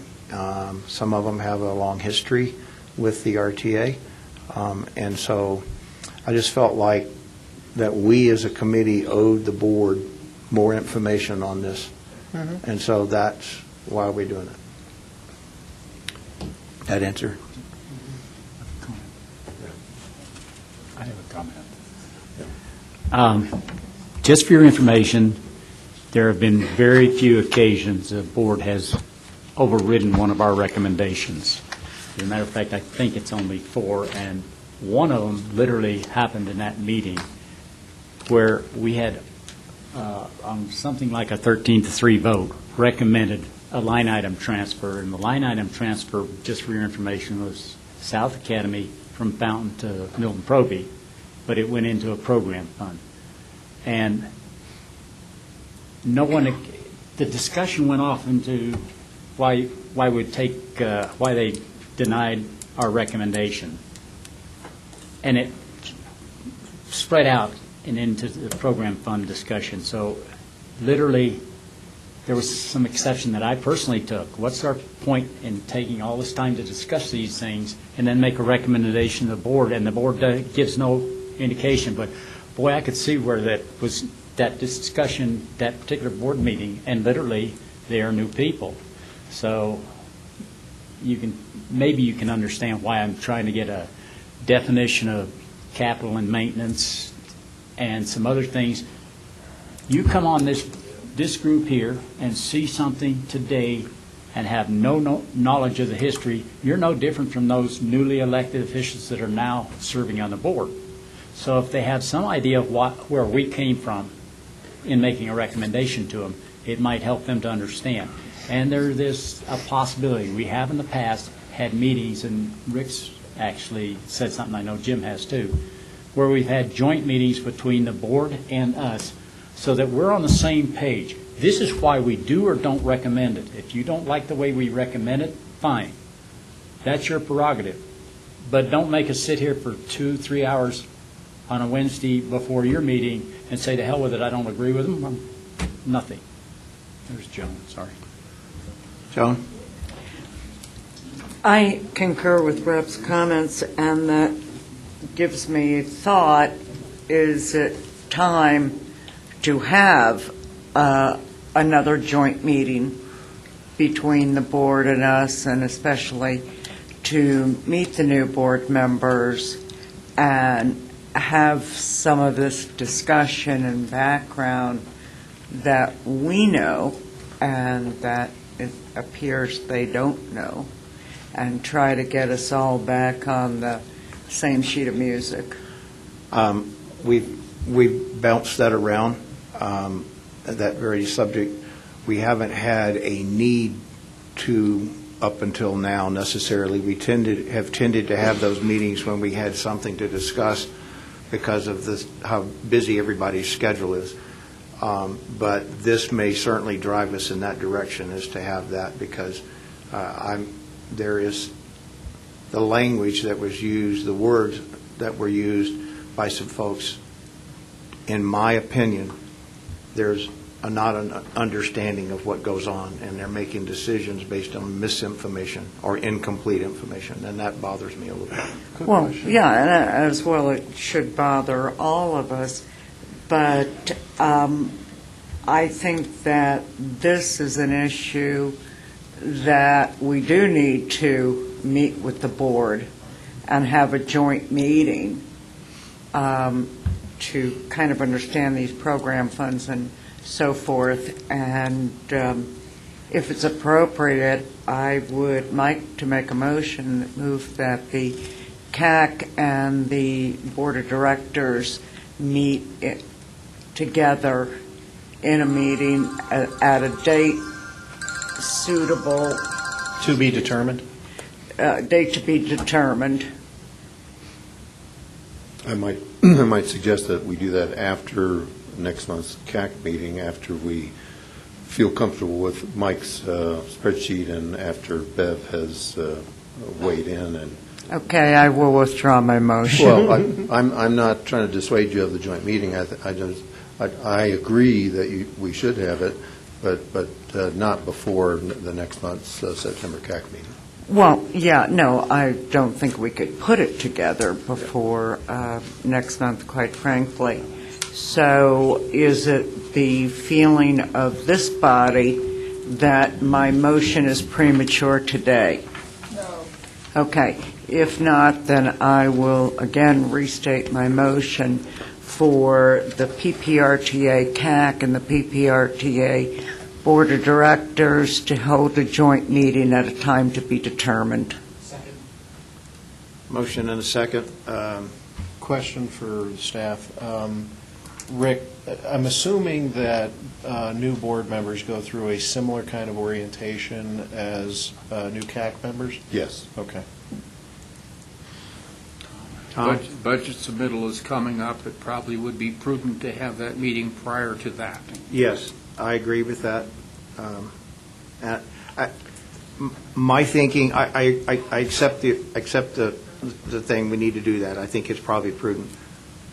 It's a timing, and I'm in my mind wrestling, it's up to the committee and staff, not my personal opinion, but whether we should try to do this deep dive, present it to them, and then at the same time suggest the meeting prior to the start of the budget process. Or do we do it? And I don't think that we're going to get into well, it might be a good opportunity to get into a deep level conversation versus at a board meeting, but yeah, okay. Can I ask Rick a question? Sure. Is it the same orientation that you gave me? And you give that same one to the board? Yes. Maybe we should ask you to give us, the board and us, the same orientation again. Maybe that, because when I was oriented, it really went by me so fast. It's very technical. I didn't have any notion of what you were talking about, really. I was willing to do it. And I think it helps to refresh certainly me. Maybe that's not a good idea, but. Okay. We have a motion on the floor. Is everybody in agreement that we want to have a joint meeting? Yeah. All those in favor? Aye. Okay. Let's put it together. Please allow me 30 seconds to elaborate on the line item transfer issue. I think, Larry, you asked about that at the last board meeting. So there are 4 options for line item transfers. 2 that have, to my knowledge, have never occurred. The 4 are program to program. Mike, I don't think you've ever recommended any of those. The other is, routine one is named project to named project. That's routine. We had 2 of those on today. Then there's program to named. I don't think we've ever done that. And then the other one that's been routine until the board said no last month is named to program. That was the $200,000 for Van Buren that on a 5-3 vote, the board said no. So I think that's the microcosm of an issue that the CAC chair, Jim, is trying to generate a full understanding of the program funds so that we can then have the joint meeting with the board, because the CAC recommended it was either 12-3 or 13-2 in favor of the $200,000 transfer from named to program. That was, a positive 12-2, and then the board turned it down on a 5-3 negative. So that's where the discussion needs to be held, is what is the board's thinking as to why they voted that way, and would the board share that with the CAC and talk about it in a joint meeting? And just to elaborate to when it's the program to named, the Vermejo streetscape improvements got a positive recommendation by the board, and that's a generic program as well from the named category. So it's inconsistent. So just clarification on what that criteria would be helpful to me, at least. Yes. Okay. Item 8B, definitions, maintenance project, and capital. Rick? Requesting that we're almost ready with that, but Jennifer Irvin has requested just some additional time so that she and her staff can go over that. I've reached agreement with city staff, but Jennifer's asked for some more time. This is not exquisitely time sensitive, so I think we can get her feedback before next month, so I'm requesting postponement to next month. I move we approve the recommendation in the memorandum. Second. All those in favor? Aye. Opposed? Okay, thanks. HC, maintenance of effort. Okay. As the memo indicates, the establishing IGA from September of 2004 had a statement in there that it was the intent of the parties that each party would not reduce their pre-RTA funding for maintenance and transit once the RTA was approved and that additional funding arrived. So the board, by a board policy, set 2004, pre-RTA, as the base year for each of the member governments out of their pre-PPRTA budgets as the base year figures. So those figures are set by that board policy. Those figures have never been increased since 2005. So the one board director, Yolanda Avila, at last month's meeting, asked the question as to should the base year figures for maintenance of effort out of each of the member governments' own non-RTA funds for maintenance of transit, should those be, should an inflationary factor or cost of living factor be applied to the 2004 figures, since we're now at 2019. So the board discussed that to some degree and then did not reach a decision other than to refer it to the CAC. So That's okay, we're ready for it. So there's two issues. There's two shoes here. The first is, should an inflationary factor be added, and if so, starting what year? 2004 or 2019, start in 2019, or pick some figure. That's the first shoe. And then the second one is, how do you enforce that? And there is not a good enforcement mechanism other than nuclear options, which would be Cut them off. not approve their budget, not approve their contracts until they spend more money of their own non-RTA money. So that's your dilemma. Those are your two shoes to wrestle with. Okay. Brian had his hand up first, Tom, and then Gene. So, I see this as a matter of public trust, and I actually appreciate the board member bringing this forward finally for consideration and dropping it in our laps. I did some research on this, and the average cost of inflation from 2004 to 2018 was 2.66% per year. The current rate of inflation, 2017 to 2018, is 2.95% per year. I think it's only prudent and just and correct that there be an inflationary cost taken into consideration for the maintenance of effort. It's figured into everything else, including people's daily budgets. So I think it's something that we should definitely develop a recommendation for.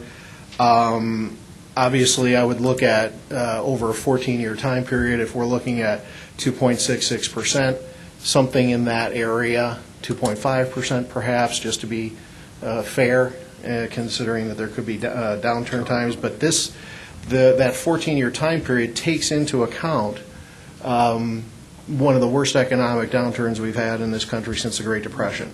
So I think that's reasonable for us to consider possibly around a 2.5% inflationary increase of the baseline per year. Now, as far as enforcement, that's another kettle of fish. I'm obviously would be in favor of cutting them off until they meet their public obligation, but that's me.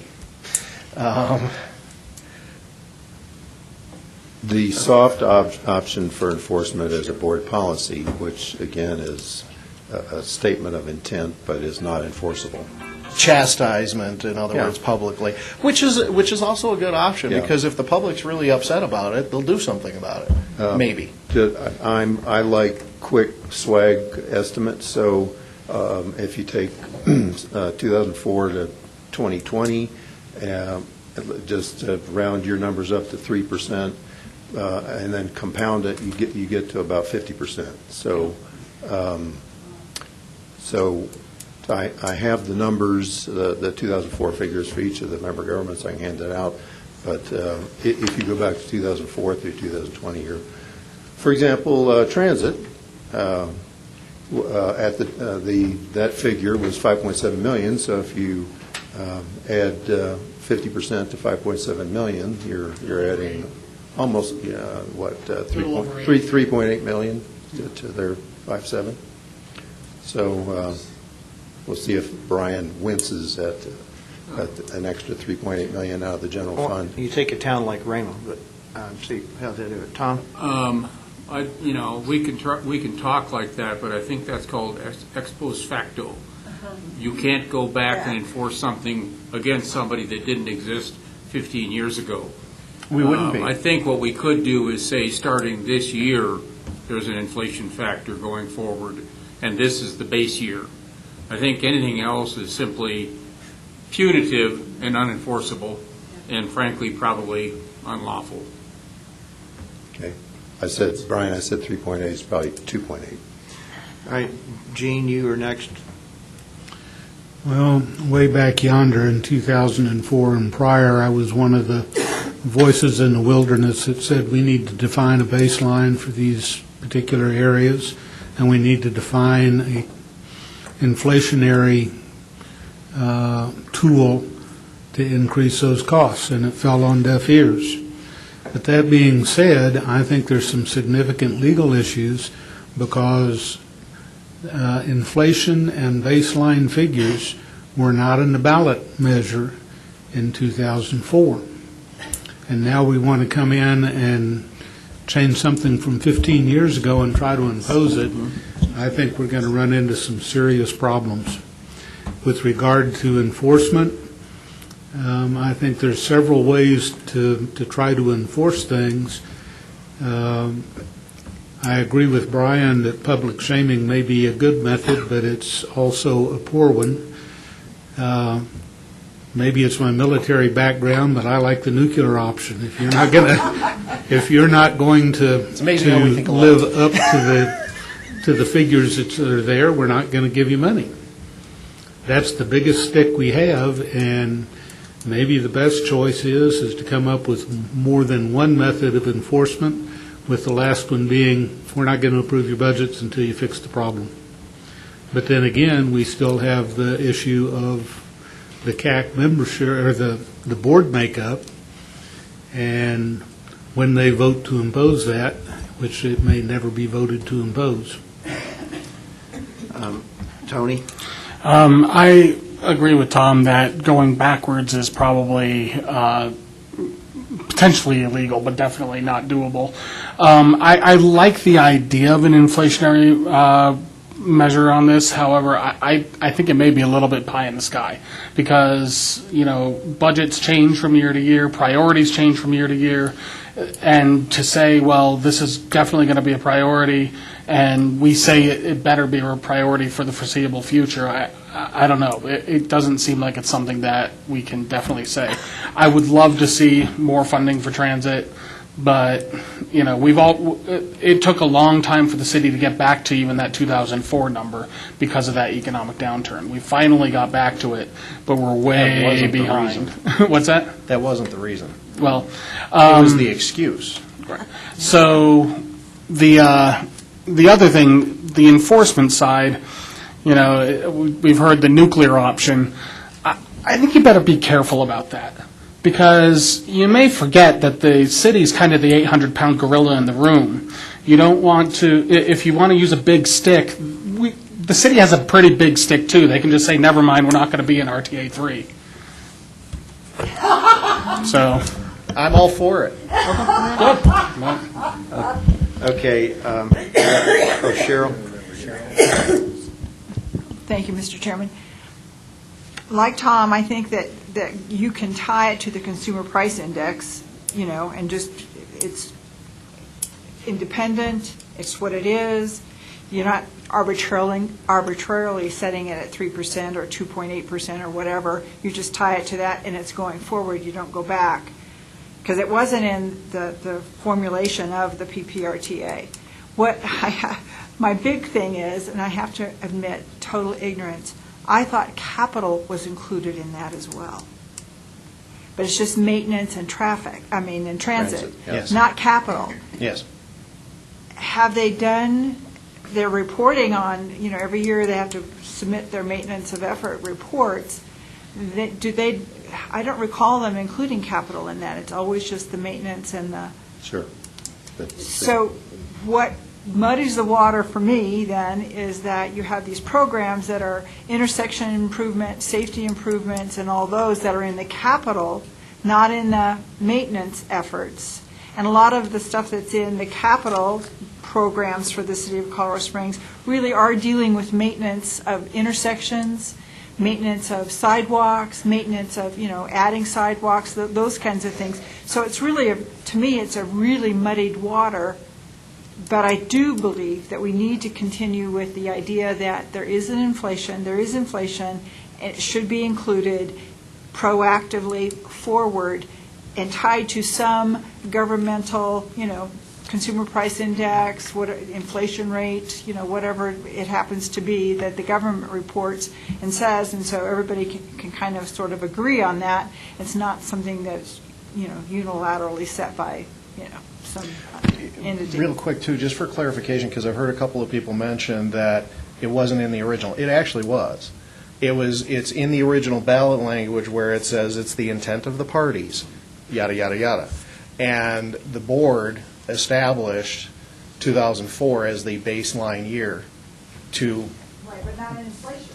No. And that's just it. I'm not talking about going back punitively. I'm talking about the reason I looked at 2004 to 2018 was because 2004 was the baseline year, and I wanted to be fair in looking at the economic downturn and make sure we take everything into consideration. That's why if you look at that 14-year time period, the average was 2.66. And I figure, lower it to 2.5 going forward on a yearly basis increase, just to be fair, in case we have another economic downturn. Because the inflationary cost is always there, it just varies year to year. Right now, it's almost 3. Joan, you had your hand up. Okay, Carlos? Yeah, I agree with you, Cheryl, that, but just more of 2 comments here. One is more technical. I do like a index versus a rate. We're talking about 2.3%, 3%, and then compounding it over a period of time. The CPI is used, I believe, by the Tabor calculations as well, so there's some consistency. So I like your suggestion. I was going to say I appreciate that, using an index if we're going to do this. One other option to also, a couple of things, is to just simply rescind this, just take it out, and just make it a policy that we'll just have a report that for our knowledge and information. But since this is not enforceable and there's a lot of problems with it, do we really need to go through this exercise?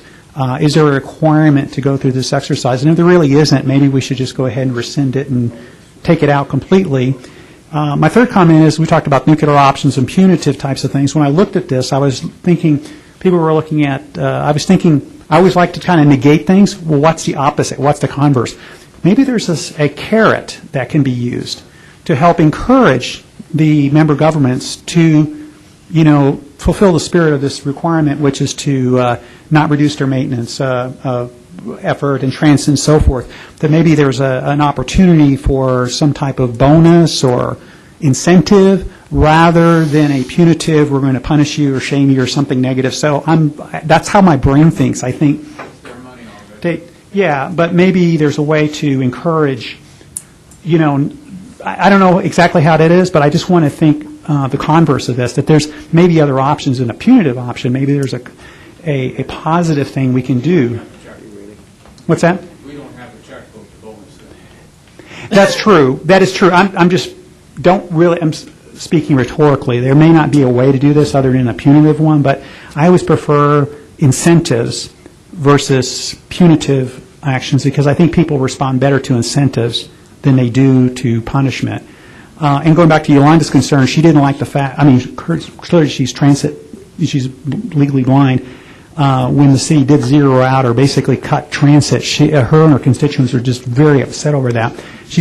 That's ultimately what she's trying to avoid with this and why she brought it up. So I don't want us to lose the big picture. It's not just an academic exercise. Are we continuing to fund these things at the level that we're supposed to? But the goal is that we don't reduce services that are absolutely needed in our community, such as transit. And that's what she's trying to make sure we accomplish, that we don't get in that situation where transit gets pushed down the priority for the city if and when there's another downturn. That's what she's trying to avoid. And so maybe there's other things we can do. Just food for thought. Reb? I'd kind of like to close this off for a reason. There is no solution. You can sit here and discuss it. You referred to the CPI and cost of inflation, all these other things, literally come to an agreement. So what? There is no legal way to do anything that isn't going to regard or require a new amended IGA. And I guarantee you, you aren't going to get 2/3 of all of the member governments to go for an amended IGA with something, whether it's punitive or anything else. You can talk about a nuclear option. I'd like to see what you guys face afterwards. And when I say you guys, 5 governments, doesn't make any difference. Jones' government is the smallest. She's got RIMA. It's got a population of 100, approximately. I come in second, roughly, with a population of 600. Manitou Springs is somewhere 4,000. Yes, there are 2 big players in the room. You're not going to get a consensus for a binding thing. If you're going to try and hang a carrot out there, make it a public statement, then, hey, we're not getting maintenance ever. Last time something came up was with transit and was with the former mayor, and he said, stick it in your guys. It's just a maintenance, I forgot. Aspirational. It's aspirational in its intent. And are you going to go to court over it, or are you going to start the demise of the PPRTA? I don't think so. So for my money, I'm through talking about it. I've already thought it through. It ain't worth it. It ain't worth my time. Jennifer has a comment.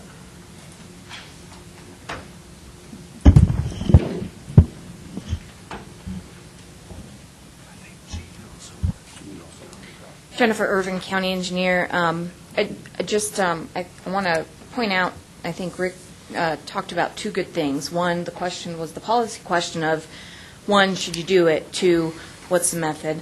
So I guess I would just ask if you get past number 1, number 2 is a big thing. We, the county, receive our funds differently than the city in regards to our maintenance of effort and the budget for road and bridge.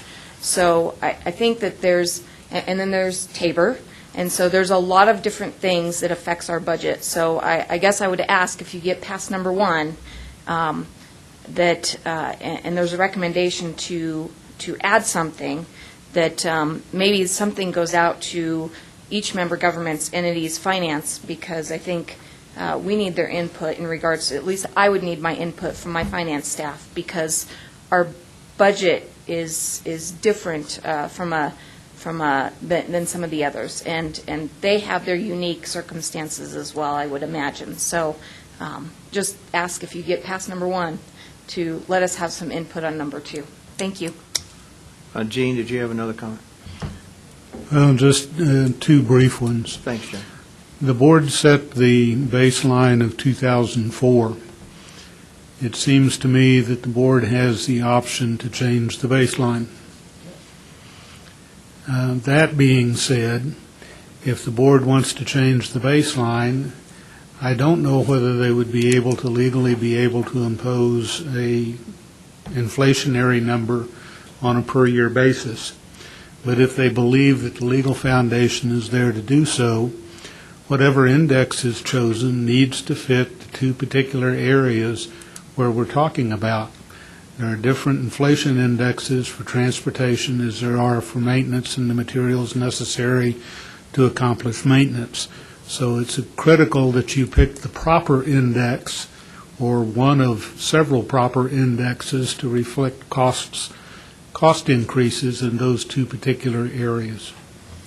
And that's all. Thank you. Okay, my turn. Just my input. If it ain't broke, kind of comes to mind here. We're putting $100 million a year into transportation infrastructure. We put over $750 million in RTA1. We're making huge improvements. And for towns like Rama, Green Mountain Falls, and others, an inflationary index on their maintenance budget would probably put them out of business in terms of being members of the RTA when you do that. And then where's it going from there? You start this downward spiral, you're excluding it to people who have a lot of tax revenue. The county's different than the city in terms of revenue kind of stuff. And so it's unreasonable to me to think that when you have an economic downturn like we had, that you would fully fund transit at the expense of laying off firefighters and policemen just because we've got some clause in an IGA. It just doesn't make budgetary sense, in my opinion. It's a nice thought, it's a nice exercise, but I don't think there's really, as several have said, about enforcing it is quite an issue. But think about what it would do to other people, some of the smaller entities that are member in RTA. So that's my input. So, Joe? Jim Wellstead. I think we have, for those of us who have been around here for a while, we've gone round and round and round on this issue. And while I respect Councilor Avilia's idea, and I understand her concern, I see where it could definitely harm Rama and Green Mountain Falls, possibly Manitou Springs as well. So I would make a recommendation, if I could, that we continue along as our as the IGA is written and move forward with this. I think an attempt to put in an inflation figure, whatever, is just going to be detrimental to the smaller entities that can't afford it. I'm kind of confused. Okay, what? In what way? To my knowledge, there's only been one entity that has, in the entire history, not met their maintenance of effort, and that was the city, numerous years. And if the inflationary rate just naturally is 3% right now, that means they're already spending 3%, regardless. So I guess I'm not, what the counselor was getting at is the city, because of the economic downturn, reduced funding for transit and then failed to restore it when the coffers were being filled again. Now, the city also has, and I'm assuming most everybody here knows, they have a dedicated public safety sales tax for police and fire. So police and fire were never in danger. And if you actually went back during that time period when some of us were still sitting here and looked at the reason why that was a really hot issue was and we were beating up on them for not maintaining their maintenance of effort, was because it was obvious the money was there. They were just deciding to send it elsewhere, Parks and Rec and other things. rather than funding transit, which, and I'm actually glad, that Board Member Avila mentioned this. That's vital to a lot of people in this community. And a lot of us don't consider it because we drive around. It's always been a big thing for me because I deal with these people all the time. I deal with folks in our community who are at the margins and supply this community with needed benefit. And they're often the first ones to suffer and the last ones to benefit. And the transit program in our city has suffered because it's not been made a priority. And that's what this is, that's the focus of what this is about. Yeah, Brian, I understand that, but I go back to Jim's line of thinking in the fact that we have no teeth for this. There is no enforcement. And so, while I appreciate the effort, I'd love to see the city do more in that regard. I just don't see how we can recommend what the council member is asking for. And obviously, or maybe not, but to my personal opinion, is the fact that it got kicked down to us was because the board didn't want to make a decision or go into the discussion phase of this. Just my opinion. I think, looking at her request and whatever, quite frankly, is a discussion at the board level and not the CAC level. And that kicking this down to us is not the best approach, in my personal opinion. I think it's safe because we're not there. Yeah, that's the other thing, that the gorilla in the room is that you got to elect politicians to penalize themselves. Yeah. So, anyway, Larry, you had a comment, and we're going to wrap this up. Just a real quick comment, and it follows up with what Rev said, is that I do not see how we could really accomplish this, because you would have to have a new IGA among all the member governments as an RTA right now. And, yes, it would be nice to get transit back up, but we also have to look at, both the Parks Department in the city and the Parks Department in the county still have not gotten back up to pre-recession funding levels. So, transit is not the only one that was hurt by the recession, and many programs were hurt. But I think to try and put a inflation factor on this particular item, I don't think is reasonable, considering the fact that we don't have inflation factors on anything else. And just for the record, transit is back up above the mark with and more. So want to make sure that that's noted. And then, never mind, I'll keep it. So I don't know, what do we need to do, Rick? I've tried to take notes. What I get is about 5 people that say nuke 'em. And then there's some reasonableness about how we go about doing this and whether or not we can afford it. I mean, whether we can, we got to change the IGA, and it's what, 3/4? It's two-thirds. Two-thirds of every member of every board.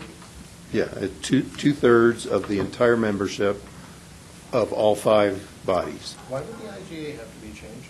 Because it's board policy. If you change the baseline, you're going to have to. The baseline was set by board policy. The 2004 figure was board policy. That's an option, as you could just recommend to the board to have a 2019 baseline or some other figure.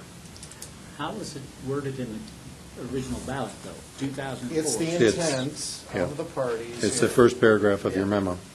Yeah, right here. It's the intent of the parties that funding from the authority will not be used to substitute for or reduce Colorado Springs funding for transit, or substitute for or reduce any of the parties' funding for maintenance. Meaning their money, their non-RTA money, their non-RTA, pre-RTA money should not be reduced because of this new money. Now, you've also got the fact that the city changed their entire accounting cost center structure during the downturn and consolidated stuff, so you would have to pick a new baseline, because what was the cost accounting structure in 2004 is not what the cost accounting structure is today, so that's, I've already tried that. Joan? Mr. Chair, if it's appropriate, I would like to recommend that we take no action on this issue as presented. Is that throwing the ball back in the court? Is there a second? Is there a second? Do I have a second? Second. Larry? Okay.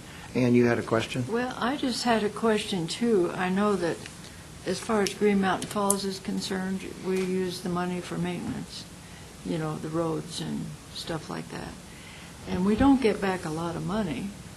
And is it tax money that comes in? I don't know how we give the money and get back a proportion. Yes. Is that right? Well, I know that, like Joan said, this would be difficult for us, although with our roads lately, we have been able to go to the PPACG and get money to help us. So there's been a way to help. But I don't know, it just sounds like a bad idea to me. It's too complicated. Okay. Tom? I would request Joan consider amending her motion to say that we recommend no change to the current board ruling or policy, rather than saying we're not going to take any action on it. Well, okay, so we have a motion, but we've also got a bunch of people that may disagree with that. Gene? Well, the thought occurred to me based on what you just said concerning accounting practices of the city. I would like to offer a friendly amendment to the motion. As Joan stated it, with the addition that the baseline year be changed for the reasons that you stated because of the change in accounting of the city in 2008, and that they set a new baseline. That would have to be determined by the board. Point of order, did we even have a second? Yeah, we had a second. Yeah, we had a second. We never had a vote. Joan and Larry on the original motion. Pardon me? Yeah, Joan and Larry on the original motion. So Right. we had a second. Let's vote on the original motion, and that was to take no action. Recommend to the board that the board Recommend the board take no action. Is that what's right? Correct. Okay. That the board. Or that the CAC take no action. Okay. So. Not the board, but that the CAC take no action on this matter.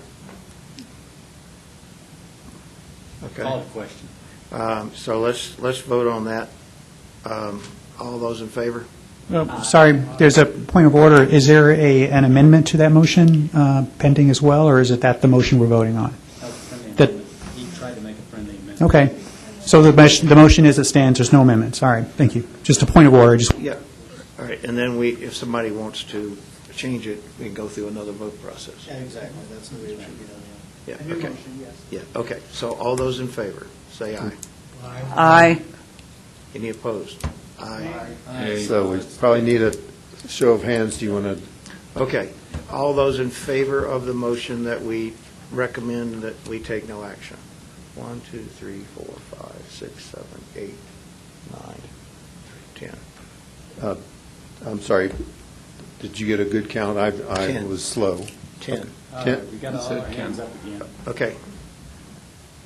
1, 2, 3, 4, 5, 6, 7, 8, 9, 10. 10. Okay. All those opposed? 1, 2, 3, 4, 5, 6.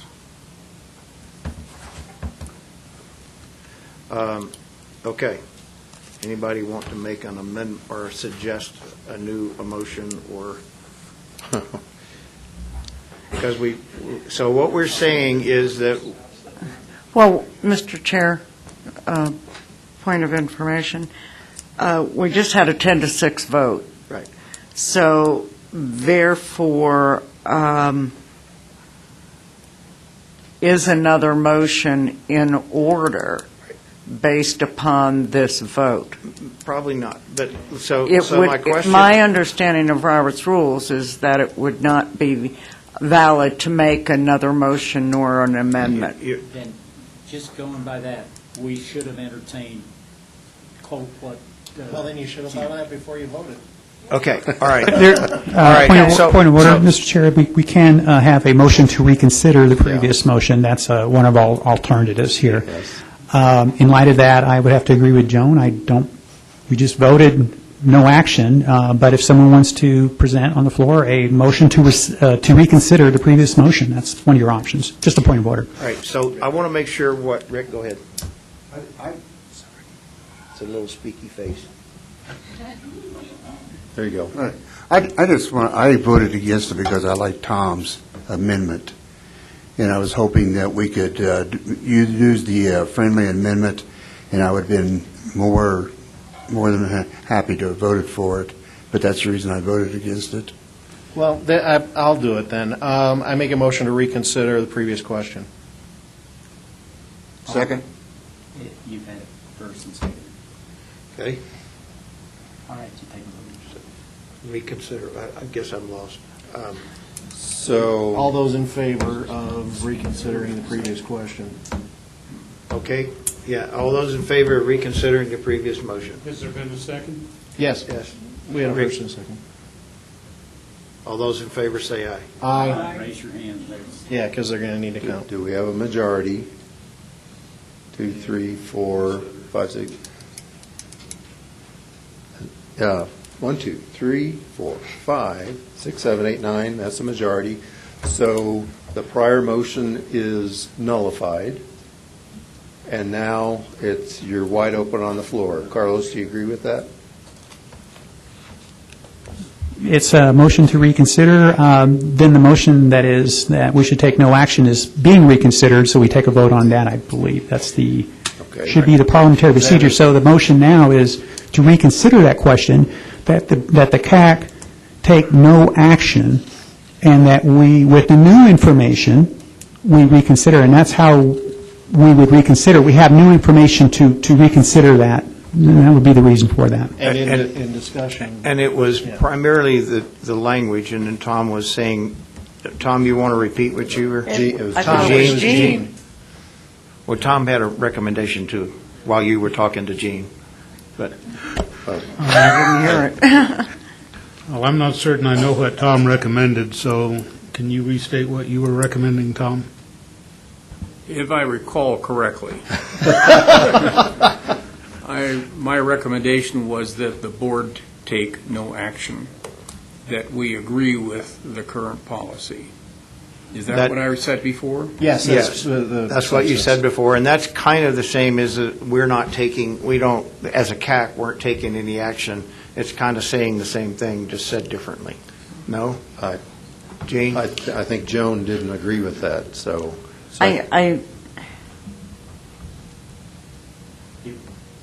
Joan had stated that the recommendation, after Tom had spoken, stated that we take no action was her motion. Okay, that's fine. I can live with that. You can live that the recommendation is that the board take no action. That's a recommendation from us to them. Right.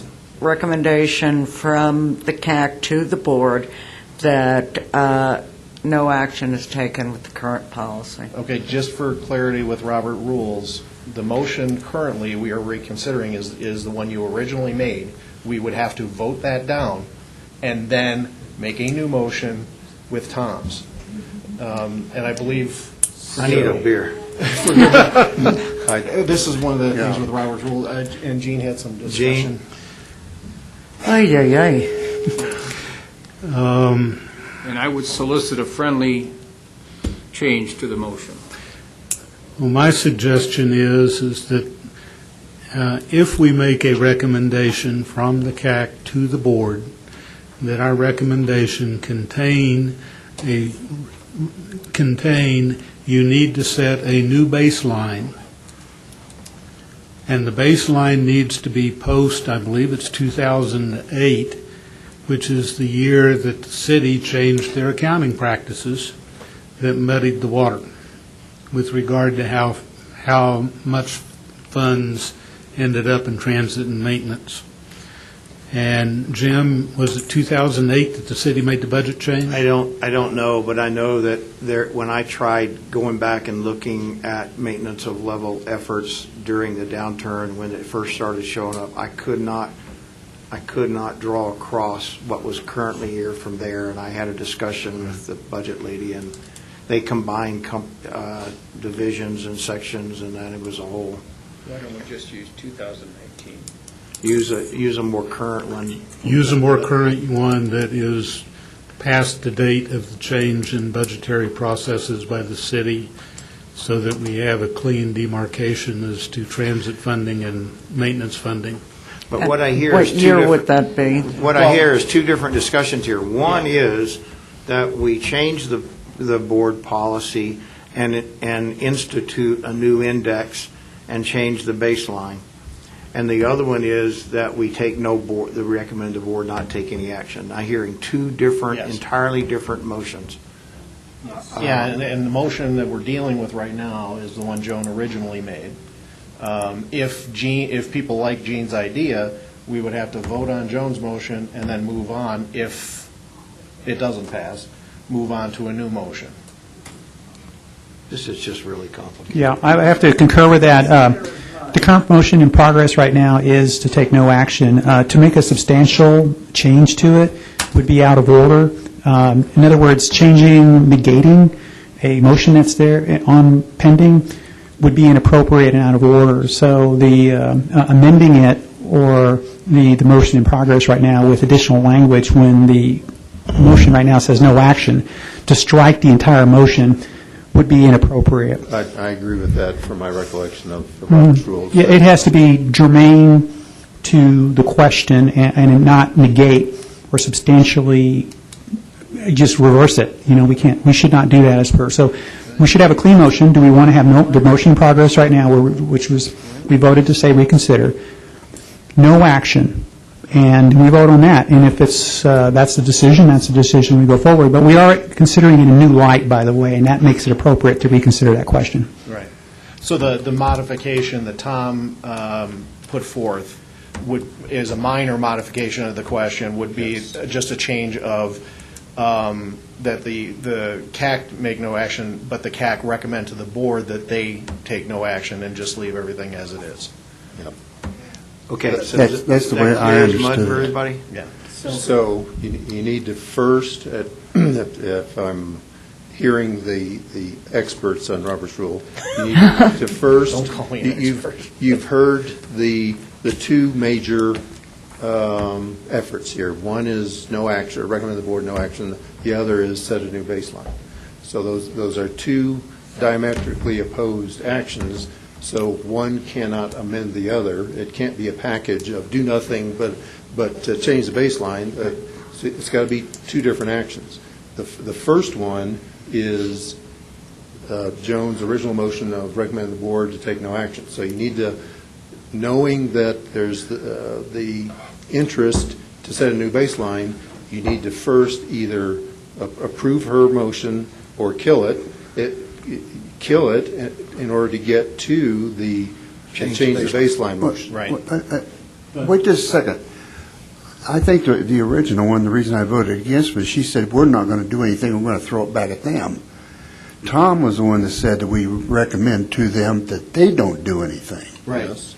It was a modification. And that's and he was going to modify that. So the reason I wanted is I don't want I wanted to take responsibility for recommending that we don't do anything, for them to not do anything, not just that the CAC's not going to do anything, and let them decide. Right. So, Joan, did you accept Tom's revision to your original motion, which was that the CAC recommends that the board do nothing? Did you accept that? Yes. Okay. Okay. So that would be the motion on the floor, that you either vote up or down. If you voted up, then the second motion, Gene's idea of a new baseline, then Would have to be a second. stays dead.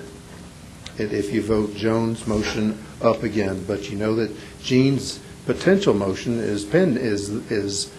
could be there, but you first you'd have to vote Jones' motion down to get to Gene's. Right. Exactly. Okay, so we have a motion that we modify her words to say that the board take no action on this. That's up for it. Did we have a second for that? Second. All right. Okay. All right, so all those in favor that we recommend that the board take no action on this inflationary deal, raise your hand.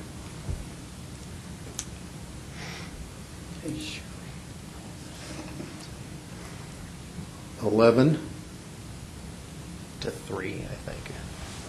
Okay. If my All those math- opposed? if my- 4. 11 to 4. So we're done. You can't get to Gene's motion to raise the, is everybody in agreement that you can't get to Gene's? Yes. That was, we voted on the amendment, right, the amendment. So now the primary motion with the amendment is now being deliberated by this body. Is that correct? We just voted on it. We just voted on it. I thought it was an amendment to the, well, but it has the same effect. I think it's going to have the same effect. It's going to have the same effect. Yeah, so, I'll say that. So it's basically no action, that the CAC take no action and the board take no action. That's the amended language. Correct. And with that, I will say Deo gratias. Jeez. Okay, last item. I make a motion, we change the, I'm just going to do it. I'm going to make a motion that we change the start time till 1, from 1:30, take staff's recommendation. Do we have a second? Joan, did you have a Which comment? one of the four? I just had a question. I fully agree with this. My question to Rick is a half hour enough, or would it be better if we went to 12:30? That's my only question. That's their lunch hour. No, I'm serious. Let's try this. Let's incrementally try this, and I could come back and ask for 12:30, but let's try 1 o'clock. Okay, that's fine. Can I comment? I have learned that meetings will take the amount of time they're allotted, and it seems like what's more important than our stop time is our start time is our designated stop time. I'm serious about this. So can we just, these should not last longer than a couple of hours, in my opinion. Can we just say 1:30 to 3:30 or 1 to 3? It's very disconcerting that there's no end time on our agenda to me. We've sometimes gone as late as 6. Well, I know. Well, and that's a point, but here's just a counterpoint, if I may. There are times in which brevity is good, and then there's times in which I personally would not feel comfortable stifling meaningful conversation because of an artificial time thing. And on budget deliberations or some important stuff that we're doing, I think we're here to serve a purpose, and if we try to constrain it, I know everybody's strapped for time. I'm not the only retired person here, but I know there's a lot of people that work, that this is time away from work. And so, but that's just my point, but your point is taken. It does drag on sometimes. Sometimes I'm better at controlling that than I am today, but anyway. Joan? I think I appreciate that, because there have been some times when I've wanted to bolt. Like now? But also, pardon me? Like now? Yeah, getting close. And then I also concur with the chair. So the recommendation, I think, to do a 1 o'clock start is great. And then if we, as a group, can somehow look at that 3 o'clock timeline and be mindful of it, but at the same time, we can't guarantee that we'll always be out by 3 o'clock, and especially when budgets. So I think if we were to just keep that in the back of our minds, that we don't want to be here till 10 o'clock at night. Whiskey. All in favor? Aye. All opposed? Any other questions, topics for next week? We've got the continuing on the program funds. We've got the capital and maintenance. Any other communications by members of the group? Please I'm remember- leaving town Oh, on the 8th. Going to go to Maryland and eat seafood and crabs till I can't move. please remember today is Purple Heart Day. Please remember those of our service members who have been injured or killed in service to the country. Jim, Brian was going to give us an update next month on the new transit center. Oh, that's right, the transit center. Okay, meeting adjourned. Thank you, everybody. Thank you.